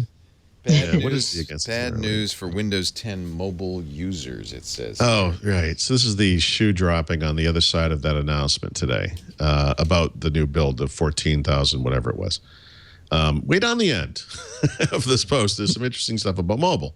And it kind of, talks about, you guys have been waiting for mobile and blah, blah, blah, and you're wondering where the mobile build is and everything. As it turns out, and I think this has to do, well, a couple things. First of all, Microsoft is on track, and I want to put the air quotes around the words still on track. This is so funny. To release Windows 10 Mobile as an upgrade to existing devices early this year as we planned. Actually, they planned to do it late last year, so this is actually a delay. Although in fact, they told us in December, right? Remember that? That's true. They dropped it, and they were like, and it's not going to be till next year. Okay. But they did say early 2016. Okay. So they said that in December. Okay. I mean, early 2016. So they're on track from the last time they gave us an update. I think what they're trying to do is calm people down who've been every week going, this is the week when they're going to start rolling this out, right? And then it goes help by. That a lot of people in our community have been writing that this is the week. Now here's it coming. It's coming on Tuesday. Oh, this is the day. Okay, now it's okay, but it will be Wednesday. A lot of that going on. It's not. So what they're saying is eventually they will release Windows 10 mobile builds into the Windows Insider program that will align with the PC builds that we're seeing now. But the new bit of news is those builds will only be made available to devices that ship with Windows 10, meaning the Lumia 950, the 950 XL, and the 550. And then over time, after Windows 10 Mobile hits public for existing phones, they will expand the list of supported phones, probably to include the same phones that are getting it in the wild, I would imagine. I assume that's how they're going to do it. So here's my guess on this one. If you think back to when the Insider program opened up the phones, probably it was last year, right? Like early last year, mid last year, something like that, something along those lines. There were at different times there were different lists of phones that were going to get it. Remember, they kind of expanded it over time, and they included other phones. The other thing they did was over time they dropped some phones from the list of support, right? And so I think there were people who got really excited. There were people who actually put the preview on their phone, and then later on they weren't able to upgrade to the final version or beyond that or whatever it was. And I think they're trying to avoid that problem. I also think part of this has to do with the fact that Windows 10 Mobile was going to be done in September, October, November. It's been kind of going out the door. So, the version that's on the 950, the 550, is in essence incomplete. It's sort of not final. It's not quite where they want it. Windows Hello still in beta and so forth. This thing has taken longer than I think they wanted it to and expected it to. So, I think part of it's just pragmatic. Let's make sure we get it right. Limit the damage or limit the the blast radius or whatever you want to say, just to a small group of known devices, Microsoft devices. Plus, I think because it's Redstone that they're talking about here, you get a build on the thing that was quote RTM, right, which is the November build of Windows 10 Mobile. So if you don't have at least that, right. I don't know. That's kind of how I was thinking about it. And it's not, and that November build, if you want to call it that, whatever you want to, we have a moving target, this RTM / final, version of Windows 10 Mobile. Doesn't exist really, right? That thing doesn't exist for upgrade phones. In other words, they shipped the 950, the XL, the 550 with some version of Windows 10 Mobile. It's been upgraded to some other version. Obviously, if you're in the Insider program, I think you've gotten at least a couple builds at some point. And so there are various versions of it floating around. Obviously, as you align build numbers between PC and phone, what you're really looking for is here's the thing. If you want to go to the next thing, you need this thing. It's got to be this thing. And I think they're trying just to get everything lined up. So if you're sitting out there with a non-950, 950 XL or 550, you're probably thinking, great, I have a 930 and an Icon, whatever it is. I've been waiting and waiting. Okay, it's not December. It's okay now. What now? There's a lot of waiting, and I think that's. I think it's bad news for people, but I think for the platform, maybe it's the right thing to do, just to be pragmatic about it. Do it for the platform. It's all about the platform. Do it for the platform. Let's take a break. I'm going to take a break for the platform. How about that, man? All right. Talk a little bit about IT Pro TV. Actually, this is kind of for anybody who wants to be a Windows expert, an IT guru. If you're in IT already, keeping your chops up. If you're not in IT, but you want those certs that'll get you a great job, I love IT Pro TV. We are big fans of theirs, and it turns out they're big fans of ours. That's how they kind of got the idea. Don and Tim had been trainers in IT for a long time, and they saw TWiT. They saw Tech TV, and they came to an NAB panel I did, and they said, you know what? Let's do IT training, kind of like Leo does, just to the consumer IT stuff. And IT Pro TV was born, and it's been huge. Go to itpro.tv/WW to check it out. You get some special deal there too, by the way. I just want to tell you about that. What's your career plan for the year? Are you looking to become IT certified? Maybe you're already working in the field. Those certs, those credentials, that's the currency, if you will, for getting a better job or a promotion. Hiring managers look at those certs as the ante to get into the job pool. It's how you start. It's the starting point. IT Pro TV's mission is education through engagement with up-to-date video content, access to quality tools that prepare you for those certifications. And when you look at the course library, you realize this is everything you want. Over 1,000 hours of content. And they're not resting on their laurels. They got 50 new hours added every week. You can stream live. In fact, you could do that for free. You can stream on demand. You can do it on your Chromecast, your Roku, your PC, of course, or your mobile device. Everything from the A+ to the CCNA and MCSA certs, ethical hacking. Yeah, there's a certified ethical hacker course that is just awesome. AWS, virtualization. That's a good one, isn't it? Become an expert in Hyper-V and VMware and security, crypto. I think the crypto course would be just fun. Desktop and server support for OS X and Windows and Linux. New courses include System Center Configuration Management. Adam Gordon does that. He's great.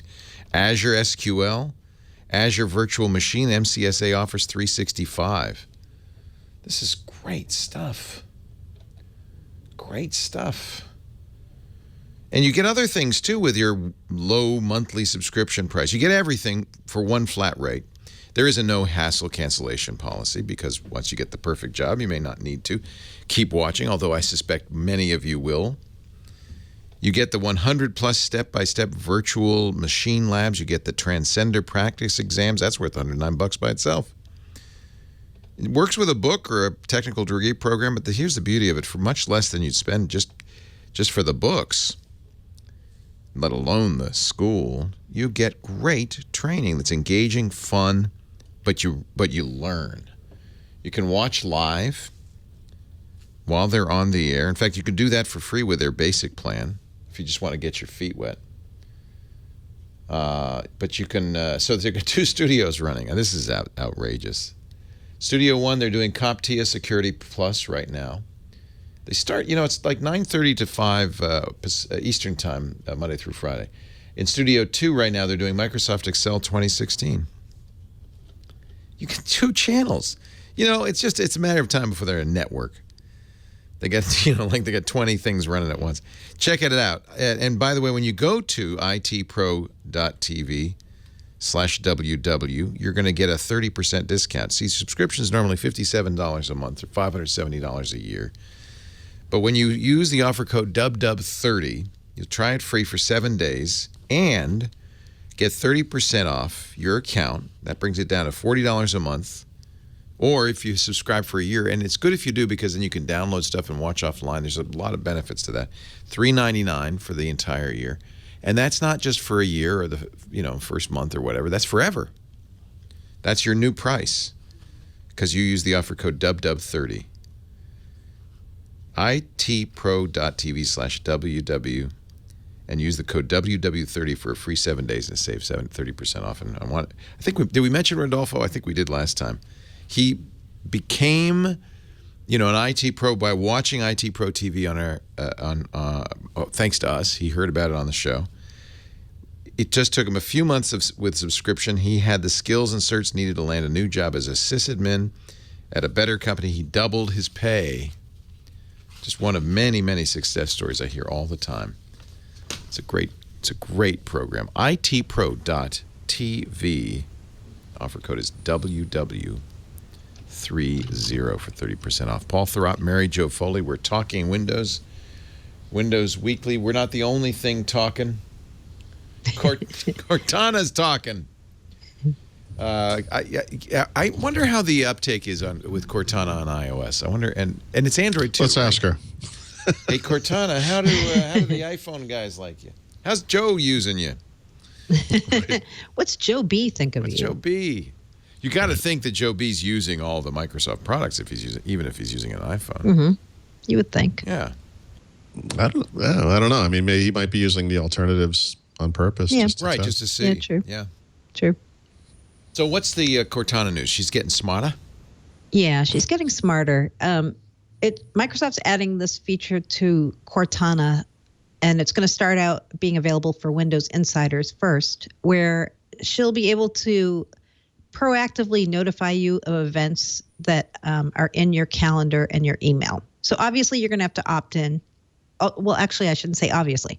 I think you will have a choice of opting in or not. And Cortana will be able to look at your email and pull things out. So if say your boss emails you and says, could you have this to me by the end of the day? And you send back a note, sure, I'll get it to you before the end of the day. Cortana will say to you, do you want me to set a reminder for you so that I'll remind you that you told your boss you would get this presentation to him by the end of the day. Oh, that's nice. I like it. I think it's great it's that more like it's an assistant. something you can shut off if you don't like forget, it. you're on deadline, Mary Jo. Where are you going down to? What are you going to Rattle and Hum for, Mary Jo? You're on deadline, Right. Mary Jo. Exactly. I don't want that. I don't want Cortana nagging me. It's like you moved in but with your mother again or something. I see know, you're right? going down to Rattle and Hum, Mary Jo. You know you promised. Again, really? Again. But also for the people who say, I don't want Cortana snooping in my inbox, right? You're going to be able to shut that off. See, that doesn't bother Same- me. That's what Google now does. It's so damn useful. I know. good to have a It'll choice. also do it for your calendar too, right? So it's going to work for emails and for calendar items. So if somebody sends you a meeting request and it's for some weird hour because they didn't compute the time difference right, and it's like, hey, I want to have a meeting with you at 9 p.m. tonight, Cortana will send you an alert and say, do you want to take a 9 p.m. meeting tonight? She should call the person and say, I am calling on behalf of Mary Jo Foley. Yep. You appear to have Hey, made this an is appointment. Cortana. Hi. This is her assistant, Cortana. Mary Jo's at Rattle right now, guys. By the way, She's not taking- that's why we like, anyway, I like TripIt because TripIt will go through my Gmail. I sign it up with Gmail and it automatically gets all the travel plans in there. They're starting to add that just to Inbox, right? Like you get these little trip Inbox packages. does that, yeah. Things, Yeah. I don't see, Right. reading implies like there's a human reading it and judging you. It's scanning it, and it's not, it's looking for keywords. Oh, there's nothing human about it. It's a robot. Right. And what I remembered was last year Microsoft said they were going to be adding something kind of similar to this to email. I don't know if you guys remember that. They said Office 365 people were going to get this feature where it would look in your mail specifically for flight information, and then it would kind of create alerts based on that. That's good. That has nothing to do with this, but it's just another. I know. I thought those two were connected, but they are not. See, that's a handy thing. So Google now does that, and then it does a few things. For instance, when you get to the airport, it notices that you're at the airport. You have already scheduled a flight. It pops up the QR code from your ticket. Yep. I mean, those things. Right. Yeah. In fact, I wish it did more of that. Me but too. maybe that's just me. I don't know. I can But understand. this is maybe an area where Microsoft's machine learning stuff will begin to make sense. That all of this research they've been doing and this work they've been doing will, get more of this stuff into their products. Mm-hmm. I like it. Yep. Not everyone likes it, as we saw a few headlines. Microsoft snooping in your inbox. Yep. You've been scruggled by Microsoft. I don't. Yeah, well, Microsoft started it. Let's face it, with the Gmail, man. But, They started it with Scruggled for sure, but yeah. But on the other hand, But just what I'm afraid of is all this noise is going to discourage companies from doing this kind of thing. Fine, you don't like it, don't use it, don't. But but shut it off.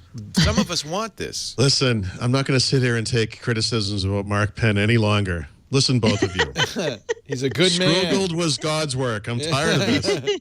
Mark Penn was How doing many the times work do I of have the to explain angels. this? Do not make the Dark Prince arise again. Oh, man.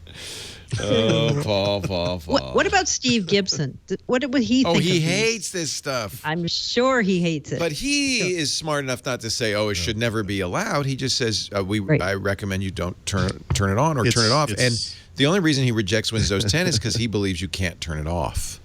Sure. So that's all anybody with sense is saying. Give us a choice, and I think in every case, and that's because people are asking for privacy. In every case, companies like Microsoft do give you a chance to turn it off. But if they don't, that would be cause for concern, of course.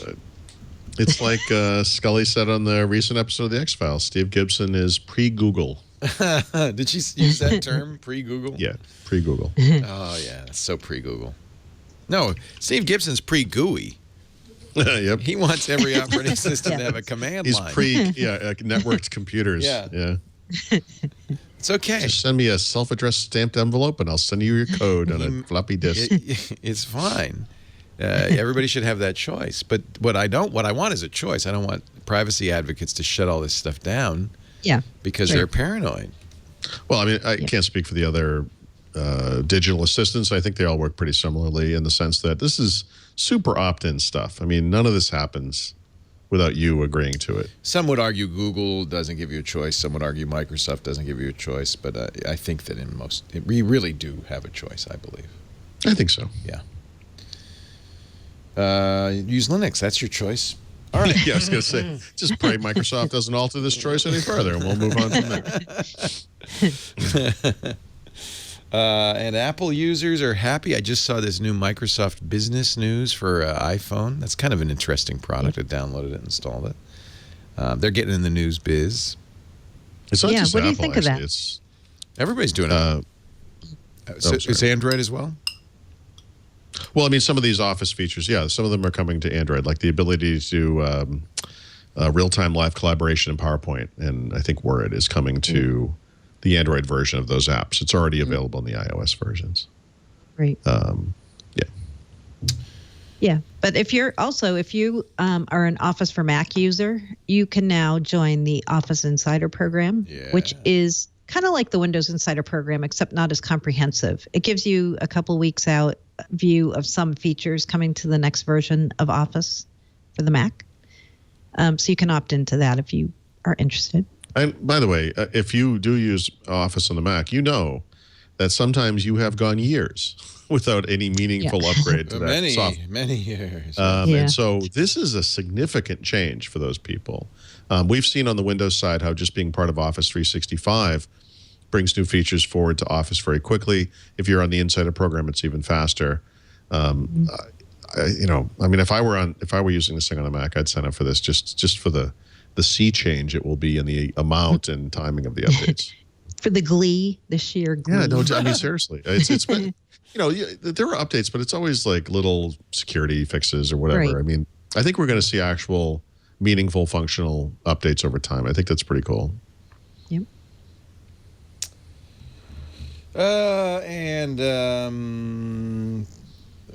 Third-party storage. Oh, this is like Box and Dropbox and.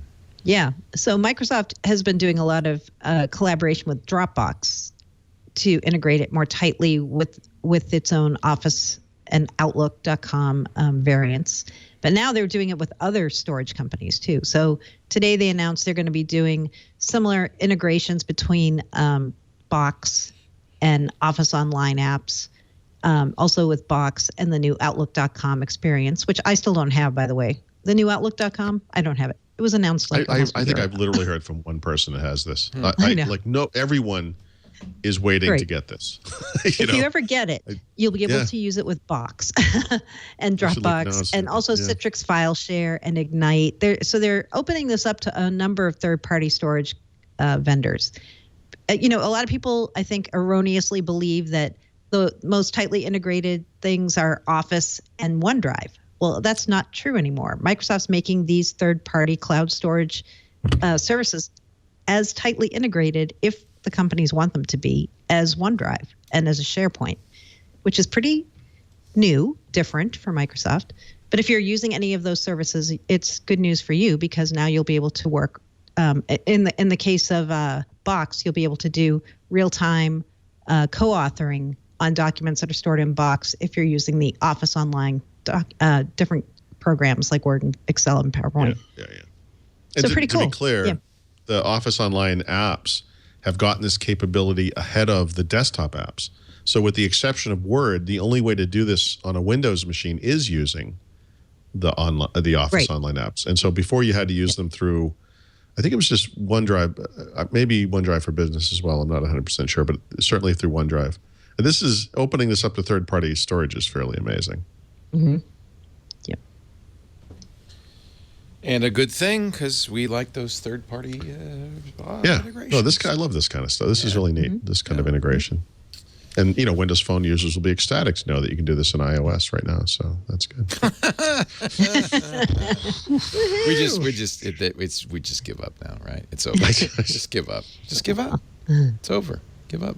Yeah. As soon as a company takes a write-off on the product that you really like, that's kind of a sign, isn't it? Right. It is. I mean, the one thing I would say in defense of Windows Phone is that regardless of its viability as a product, Microsoft did say, we're going to keep this thing in market. Right. We're going to keep updating it. We're going to release phones. Right. And they've been following through on that ever since. I mean, I think the one thing people don't get is they see the updates. They see that it's on Insider program. They see they've released new phones, and they're like, well, Paul, you said this thing was dead, and you said they were doing this, and here they are releasing phones. And it's like, guys, they're doing exactly what they said they were going to do. They're fulfilling the promise they made last summer. I mean, by all rights, they should have just stopped doing this. Right. They've done this for enthusiasts primarily. Obviously, they have some notions about serving the business market somehow, and then serving certain low-cost phone markets as well. But all the things they've done, we're only going to work with certain carriers. A lot of complaining about Verizon, right? When the 950 XL came out, they said in July this was happening. This is not, they fulfilled what they said they were going to do. And so give them some, I guess what I would say is, if you're a fan of Windows Phone, just be happy that this has happened, because it's kept this thing around longer than maybe it should have been kept around. And who knows what's going to happen in the technology world. Things could change. And we'll be happy they did this. It's a little bit like thinking you're going to win the Powerball. Okay.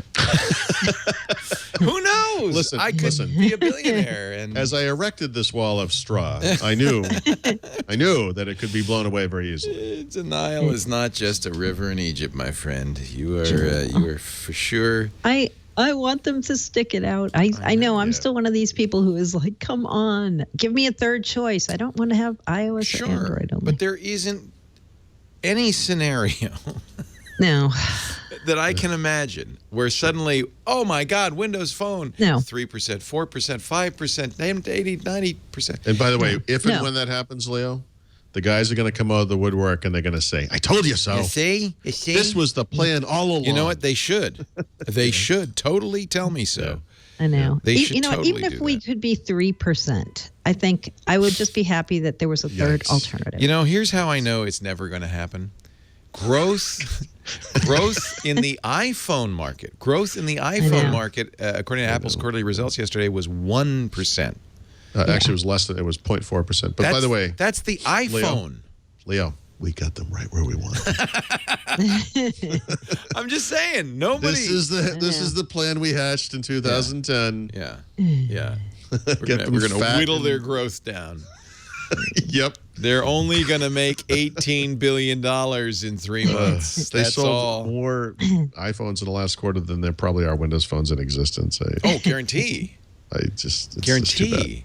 And as some snarky Mac blog 9 to 5, I think, pointed out, they make more money on iPhone in 1 quarter than Google has made in its entire lifetime of Android. That's just they sell hardware. I understand, but yeah, that's just on advertising. But that's probably true. I mean, certainly, it is certainly true. Yeah, it is true. The other way to look at it is if you look at their run rate on iPhone, about 300 million units a year, I think is the figure. That's bigger than the PC industry. Yeah. Yeah, but so I'm just saying that in order. No, I'm with you on the common sense thing. I get it. It's more likely that Joe Belfiore would go blonde than that you would ever get 3%. As the official psychiatrist for the Windows Phone community, I know. I just think it's time for you to just face the facts. Until I drop my icon and it shatters in a million pieces, I'm not giving up. But when the bullet's in the chamber, but that doesn't mean the gun's going to fire correctly. You never know. I know. Anything could happen. You could win the Powerball. But let's be frank. Let's say you did drop your icon would you go out and buy another Windows phone? No. And I mean, this is your job, is covering Microsoft. Paul, we've written off because he has an iPhone. He just doesn't. But he's writing the so books. Many. Yeah. My daughter's over there nodding her head like, pretty much. He's hopeless. He's his dad. His dad's hopeless. But if Mary Jo Foley, pecking order in the family here, I wouldn't. No. I'm just saying, as long as this lasts, and unless there comes another Windows Phone on Verizon in the interim, this is my last. You know what's happened to me? Because I really had been enjoying the iPhone Apple Watch combination, and I really enjoy the Android Wear, the Nexus 6P and Android. They're both there's very little to choose between them at this point. They're both excellent. By the way, I realize this is a minority position to the point where no one's even heard it. I think the same could be said of the Band, except that it works almost equally well across all the platforms. Like I think it works great with everything. I obviously don't get Cortana on the other devices, but okay. There's a lot. I'm not sure I agree with you. There's a lot of apps. No, I know. Well, that work with the Apple Watch and the Android Wear stuff. The theory being that the types of things that you want to be alerted to on your wrist, etc., are in fact on the Band. Right. Okay. You get notifications. I could do that on my Fitbit Surge too, but I'm going to call Mark Ben after this. Doesn't make it. Leo, what's your personal email address? We're going to screw that. Just email anytime. Our show today, we're going to take a break. We're going to do the back of the book, which will cheer everybody up, as backs of the book are intended to do, with beer and code names and non-Windows Phone beer. apps. More beer.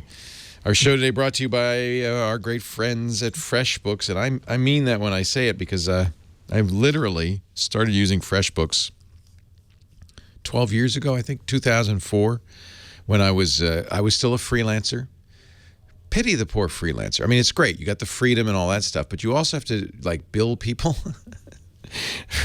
You have to send invoices. You have to get your expenses paid. It's hard work being a freelancer, and the end of the month is just not a good time. Be nice to a freelancer when you get down to the end of the month, like now, because they're going, oh, I got to do the invoices. I got to send them out. Got to see who hasn't paid. Got to ding them. I got to get all my receipts together. They're all in that box there, and go through them and fill out the Excel form and mail that in. Hope I get paid. FreshBooks is, I'm telling you, it's going to change your life. It is the super simple cloud accounting software that gives many, many freelancers, small businesses like you maybe, the tools so you could save time billing, get paid faster, and get back to doing the thing you love, the thing you're good at. I am a big believer at this point in focusing on the stuff you're good at that makes the money, and letting the other stuff, somebody else handle the other stuff. And if it's software, you're going to love that because it makes it so easy. It's so easy. You'll be creating and sending invoices in minutes. You get paid online right away because with the FreshBooks payments, because your truth is your clients dread paying the bill day as much as you dread making the invoice day. So if you can just click that, pay me now, it's so much easier for them. They like it too.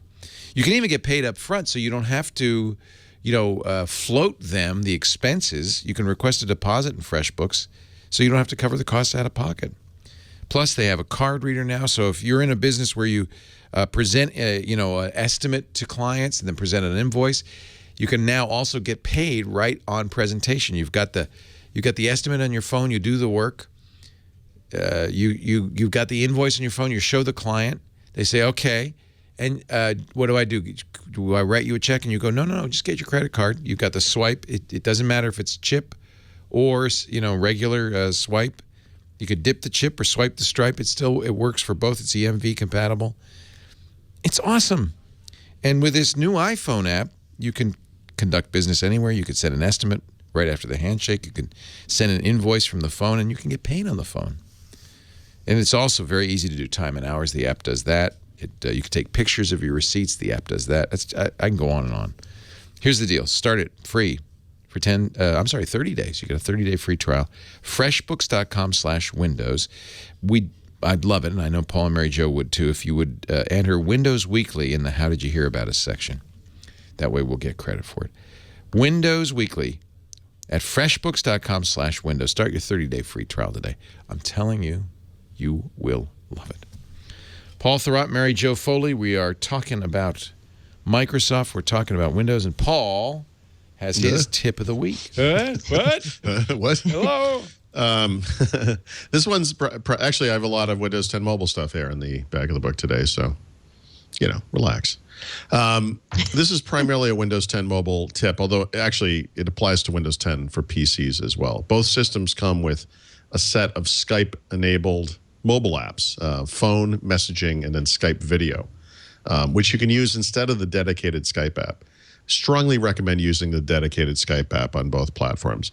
I do like on the phone the notion, I guess the theory, of combining Skype instant messages with MMS, SMS messages in one app. If you think back to the original version of Windows Phone, there was similar functionality there between MMS, SMS, and Windows Live Messenger, for example. It seems like a good idea.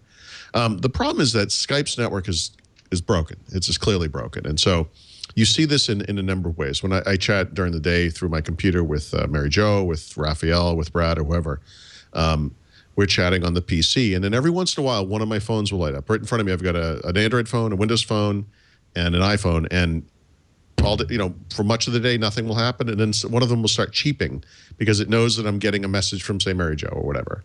And it's like they just can't figure this kind of thing out. The other thing you see in Windows 10 Mobile a lot is the messaging app, the tile for it, will say you have 99 unread messages, which you don't. It just says that. It's something wrong with Skype. And so my advice is this stuff is still evolving. It's going to get better over time. They may even get it right someday. That day is not today. Disable it and just get rid of it. And use the dedicated Skype app. On Windows PCs, that's the desktop app. On Windows phones, it's just the Skype app. And I have an article that explains how to do it, but basically all you have to do is run the Skype video app, which many of you don't even know is on your device. Go into the settings and just sign out, and that's it. It's done. No more notifications, no more stupid beeping, no more 99 unread messages. Problem solved. Just get rid of it. It's stupid. And then, someday if they fix it, you can enable it somewhere down the road. Okay. Okay, software picks. So this week it's all mobile picks. I've got at least one each for iOS, Windows Phone, and Android. Starting with Android, Microsoft, sometime in the past week, Microsoft Garage, I guess, I think it was Microsoft Garage, released a crazy alarm app for Android, which is so excellent. It's called Mimicker Alarm. And what it basically does is it offers you 3 different ways to prove that you've really woken up. So it's kind of like a game. This would annoy the hell out of me, but I think some people would enjoy it. And basically, you have to take a selfie that matches the emotion that the game chooses. So you'll see an on-screen face that's making like a surprise face or whatever. You have to imitate it. If you don't imitate it, it doesn't work. There's a color capture game where you take a picture of an object that matches the color that the thing presents. So if it's green, you have to find something green in your room or whatever that you can take a picture of. And then there's a tongue twister where they give you a phrase that's really hard to say and you have to speak it into the phone. Uses machine learning. And that's interesting. It's crazy. Yeah. I mean, listen, using so many different phone types, and Leo, you know this. I mean, you spend years trying to find some sound that your phone can make that won't just make you want to kill something when it wakes you up. And it's impossible, right? It's hard. They're all terrible. I've never found one myself, and I don't think this would solve the problem either. I sort of like the notion of, music that comes in quietly so you wake up in a more relaxed state. Ramps maybe. Up. But this is something to look at. It's a Microsoft app. I don't think a tongue twister it's a good way for me. I know. This is, listen. Not till 11 or 12 in the... I can barely find the bathroom when I first wake up in the morning. Wow. So, yes. Oh, I should also mention all these apps I'm mentioning are all Microsoft apps. Also on, so for Windows Phone, obviously the Audible app has been around for a long time. The Audible app was transformed magically into a universal app sometime in the recent past. So it's available on Windows 10 PCs as well as Windows phones. But they just updated it with a feature that has been available, I think, on other mobile platforms for a while, and that's the ability to stream books. So in other words, instead of having to download it at some quality level and then be able to play it offline, you can just select a book and it will play over the internet. You know, what an idea. So that's available now on Windows. And then on iOS, there's two, again, both Microsoft apps. First, you might recall I mentioned a Microsoft selfie app, or we did. I don't remember who mentioned it. One of us did, you know, a month or so ago. This app was downloaded over 500,000 times in the first 2 weeks. It's hugely successful. And since then, Microsoft has updated it twice. Last week, in the past couple of days, they updated it with sharing support, meaning you can take a selfie and then share it either, I think it's like Facebook and maybe one other online service, and then iOS has its own sharing functionality. So any app that supports sharing, you can use that. This week, they updated it with my favorite feature, of course, which is selfie stick support. So, you know, you got that going for you if you use a selfie stick, and you shouldn't because that's terrible. So I know it's just so weird. The other one, this is so weird. Yesterday, I think it was, Microsoft silently released a News Pro app on iOS. And of course, Microsoft already has something called MSN News that works on every mobile platform. So what is this thing? And looking at it, it was really kind of unclear. In the beginning, you can sign into networks like, I think it was Facebook and LinkedIn only. So you couldn't sign in with a Microsoft account. You couldn't sign in with other networks. And then you are presented with a list of industries, and you choose the ones you're interested in. And then it presents sort of just a feed of, you know, news stories from those industries. After the fact, you can go in and you can look at other interests and so forth. It's very business focused. Yeah, it's actually, so today they finally explained what it was. And it literally is for people who want to know more about the industry or field that they work in. That makes sense. Yeah, it's not meant to be a general purpose news aggregation app. You know, like a lot of Microsoft Garage apps, it's kind of a, let's throw it up on the wall and see if it sticks kind of thing. This is not my kind of thing. So I looked at this and I'm like, I don't really like this kind of thing. But I would just remind people that Microsoft makes an MSN News app. It's available on all mobile platforms, including Amazon's, by the way. Really high quality. I use it every day. I like to read. I like reading the news. I like the way it's laid out, because if you think about how you could, you know, read news or whatever, RSS type apps like, you know, Flipboard or whatever. There's those kind of things. There are traditional newspapers. I think that MSN News is actually the right kind of balance between, you know, presentation. It's kind of newspaper-like with main, you know, world, U.S. Technology, business, sports, entertainment, et cetera. And then the ability to plug in things you like and have these things appear as well. And so if you're looking for that kind of thing, go for MSN News, not for this News Pro. Yeah, no, I agree with you. Although it's cool. At first, I thought it was, everybody's doing it. Apple's doing it. Facebook's doing it. Google's doing it. I thought it was one of those, but it's not. It's not general interest news at all. Yeah, it is not that thing. Yeah. Yeah. It became pretty clear. I wish they'd named it better, but I guess it's News Pro. They should have called it Industry News or something. Yeah. Audible streaming support. Now, they did this on the web, which was great, which meant I could start to listen to my audiobooks. Yeah, I can listen to my audiobooks on a Chrome book, for instance, because you just do it from the browser. Oh, that's cool. Yeah. I mean, every once in a while, I travel a lot, right? So I'm test different phones, and I put Audible on every phone. Yep. But every once in a while, I'll be sitting on a plane, and I didn't download the book. And I like to download these things in high quality. They're several hundred megabytes each. Mm-hmm. Not going to happen on a plane. Or if it is, it's going to take forever. And the ability to stream is awesome. So that's a neat feature. I don't know if they have that feature in iPhone or Android. That's really? I think that's a Windows 10 Windows Phone special. Look at us. Yeah. By the way, for people are probably holding out for things like Amazon finally updating the Kindle app on Windows. Like I think the last time they updated it was 1979.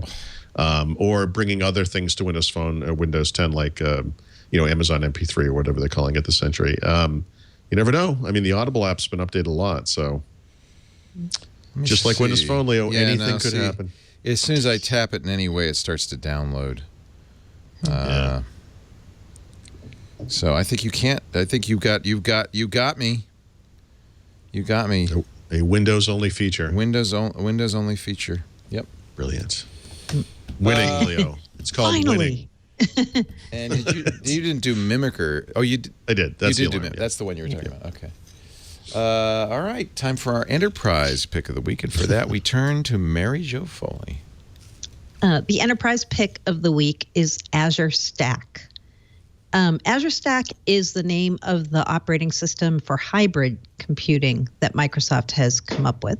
They introduced the idea for it last year at the Ignite conference.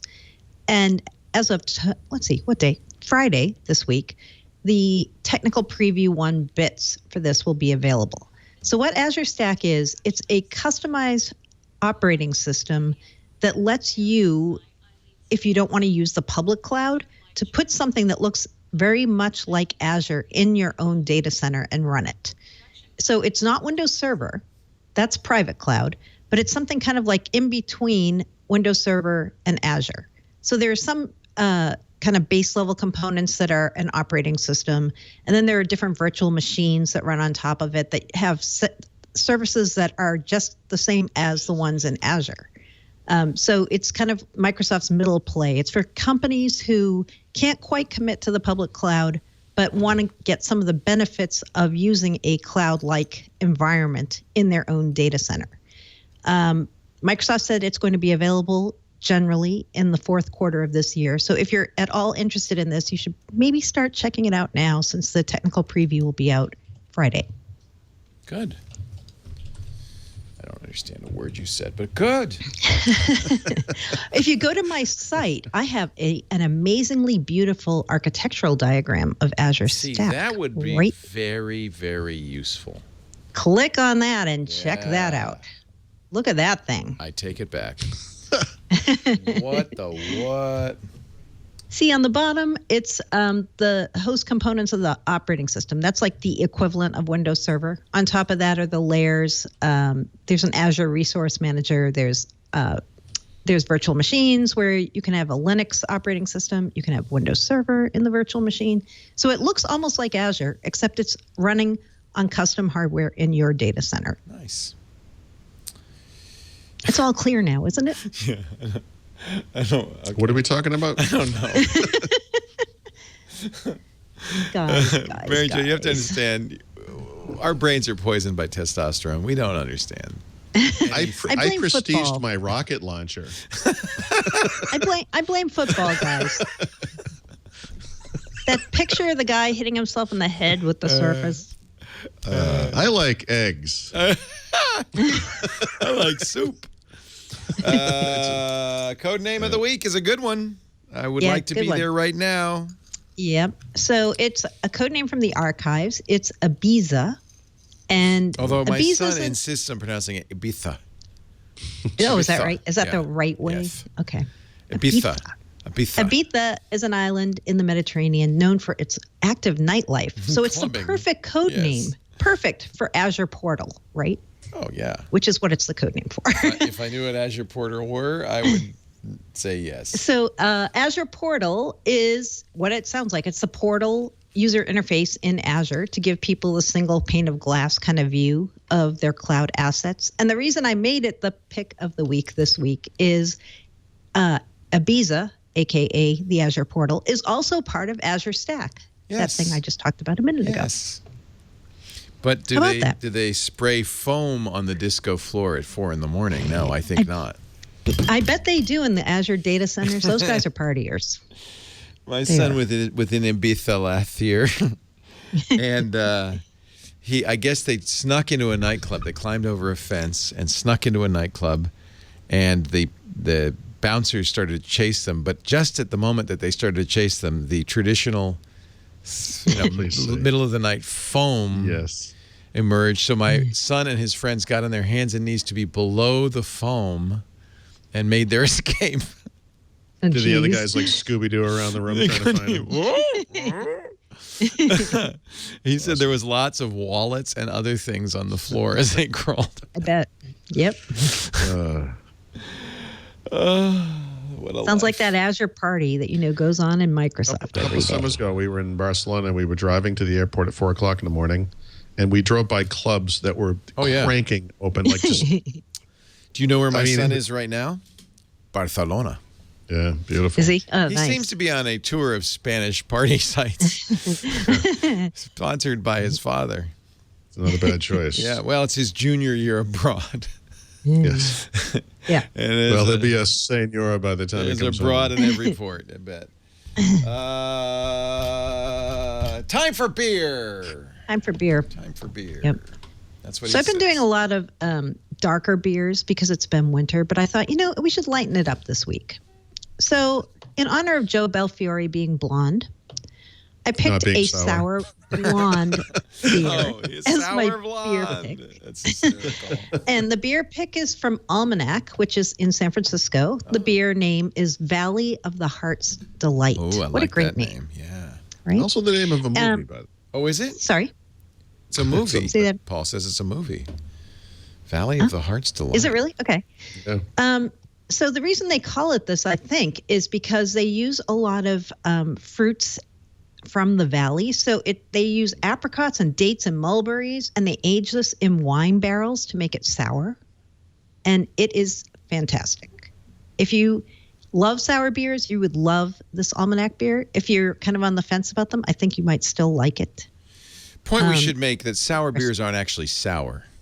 Some of them are very sour, but some of them are can more be, like fruity sour. Yeah. Almost like a wine. Yeah. Right? Yeah. That's the ones I've had. They're not like you go, oh. Well, No. some of them are real pucker face. Are they? Yeah. Yeah. Okay. Yeah. It can be, I guess. Okay. Yep. They can. But this one is not that. It's more like in honor of Joe Belfiore, kind of sweet. Wow. Blonde. I like their There's no iPhone involved, on but their label it says beer is agriculture. yeah, they do a lot of beers with Not a real catchy slogan, but I take their point. Like Department of Agriculture? Beer is agriculture. In Germany, they keep saying beer is bread, beer is bread, beer is bread. And yeah. That's maybe a little bit better of a slogan than beer is agriculture. Please go to room 100,187 and wait in line. And as Chicken Head in the chat room says, so is manure. So Sure. that doesn't, yeah. But I will try this because it's local. I've never heard of this. Yeah. That's very interesting. Valley Really of- nice. And actually, It would be a good beer for build. Beer for build. Did you When mention people- that they collaborated with a nonprofit called Garden to Table to source foraged apricots, dates, and mulberries for this? It's That's so not an artisan. apricot. That's I think that's what Henry was doing in that nightclub. He was foraging. I think so. No, I'm just foraging for apricots. Don't mind me. Ladies and gentlemen, once again, a fabulous Windows Weekly from our lovely hosts, Mary Jo Foley. Her site is all about Microsoft.com. ZDNet's site, and Paul Thurrott, whose site is Thurrott.com, Thurrott. Both are prolific, so you'll find much to read there and a great place to keep up on what's going on with Windows. You can find the show every Wednesday at 11 a.m. Pacific, 2 p.m. Eastern Time, 1900 UTC on Twit. Twit.tv is the website. Twit.tv/live is the live page. You can also find on-demand versions at twit.tv/WW or wherever you get your shows, your podcasts. Subscribe. That way you won't miss an episode, both audio and video available for all in all formats.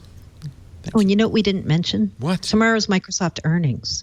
So check our That's sites. Right. So you'll be right There'll be out some of the bell. stuff. Yep. What are you going to be looking for? Anything in particular? I'm looking for cloud stuff, like just to see how they're continuing on the cloud trajectory, because that's kind of like the really good growing part of their business. I'm never going to get what I want. Surface numbers. No. It's like Apple. They don't give you numbers unless there's something good to say, and then it's very limited, constrained. Yeah. Mm-hmm. But I'm sure it will have been a good quarter for Microsoft. I have no doubt about that. I think it's going to be down from last year, but I don't think there are going to be any surprises. Okay. I don't think it's going to be. I think Office 365 will be really good again, and all the cloud and enterprise upbeat. Yeah. Excellent. Thank you, Paul. Thank you, Mary Jo. Thank you all for being here. We'll see you next week on Windows Weekly.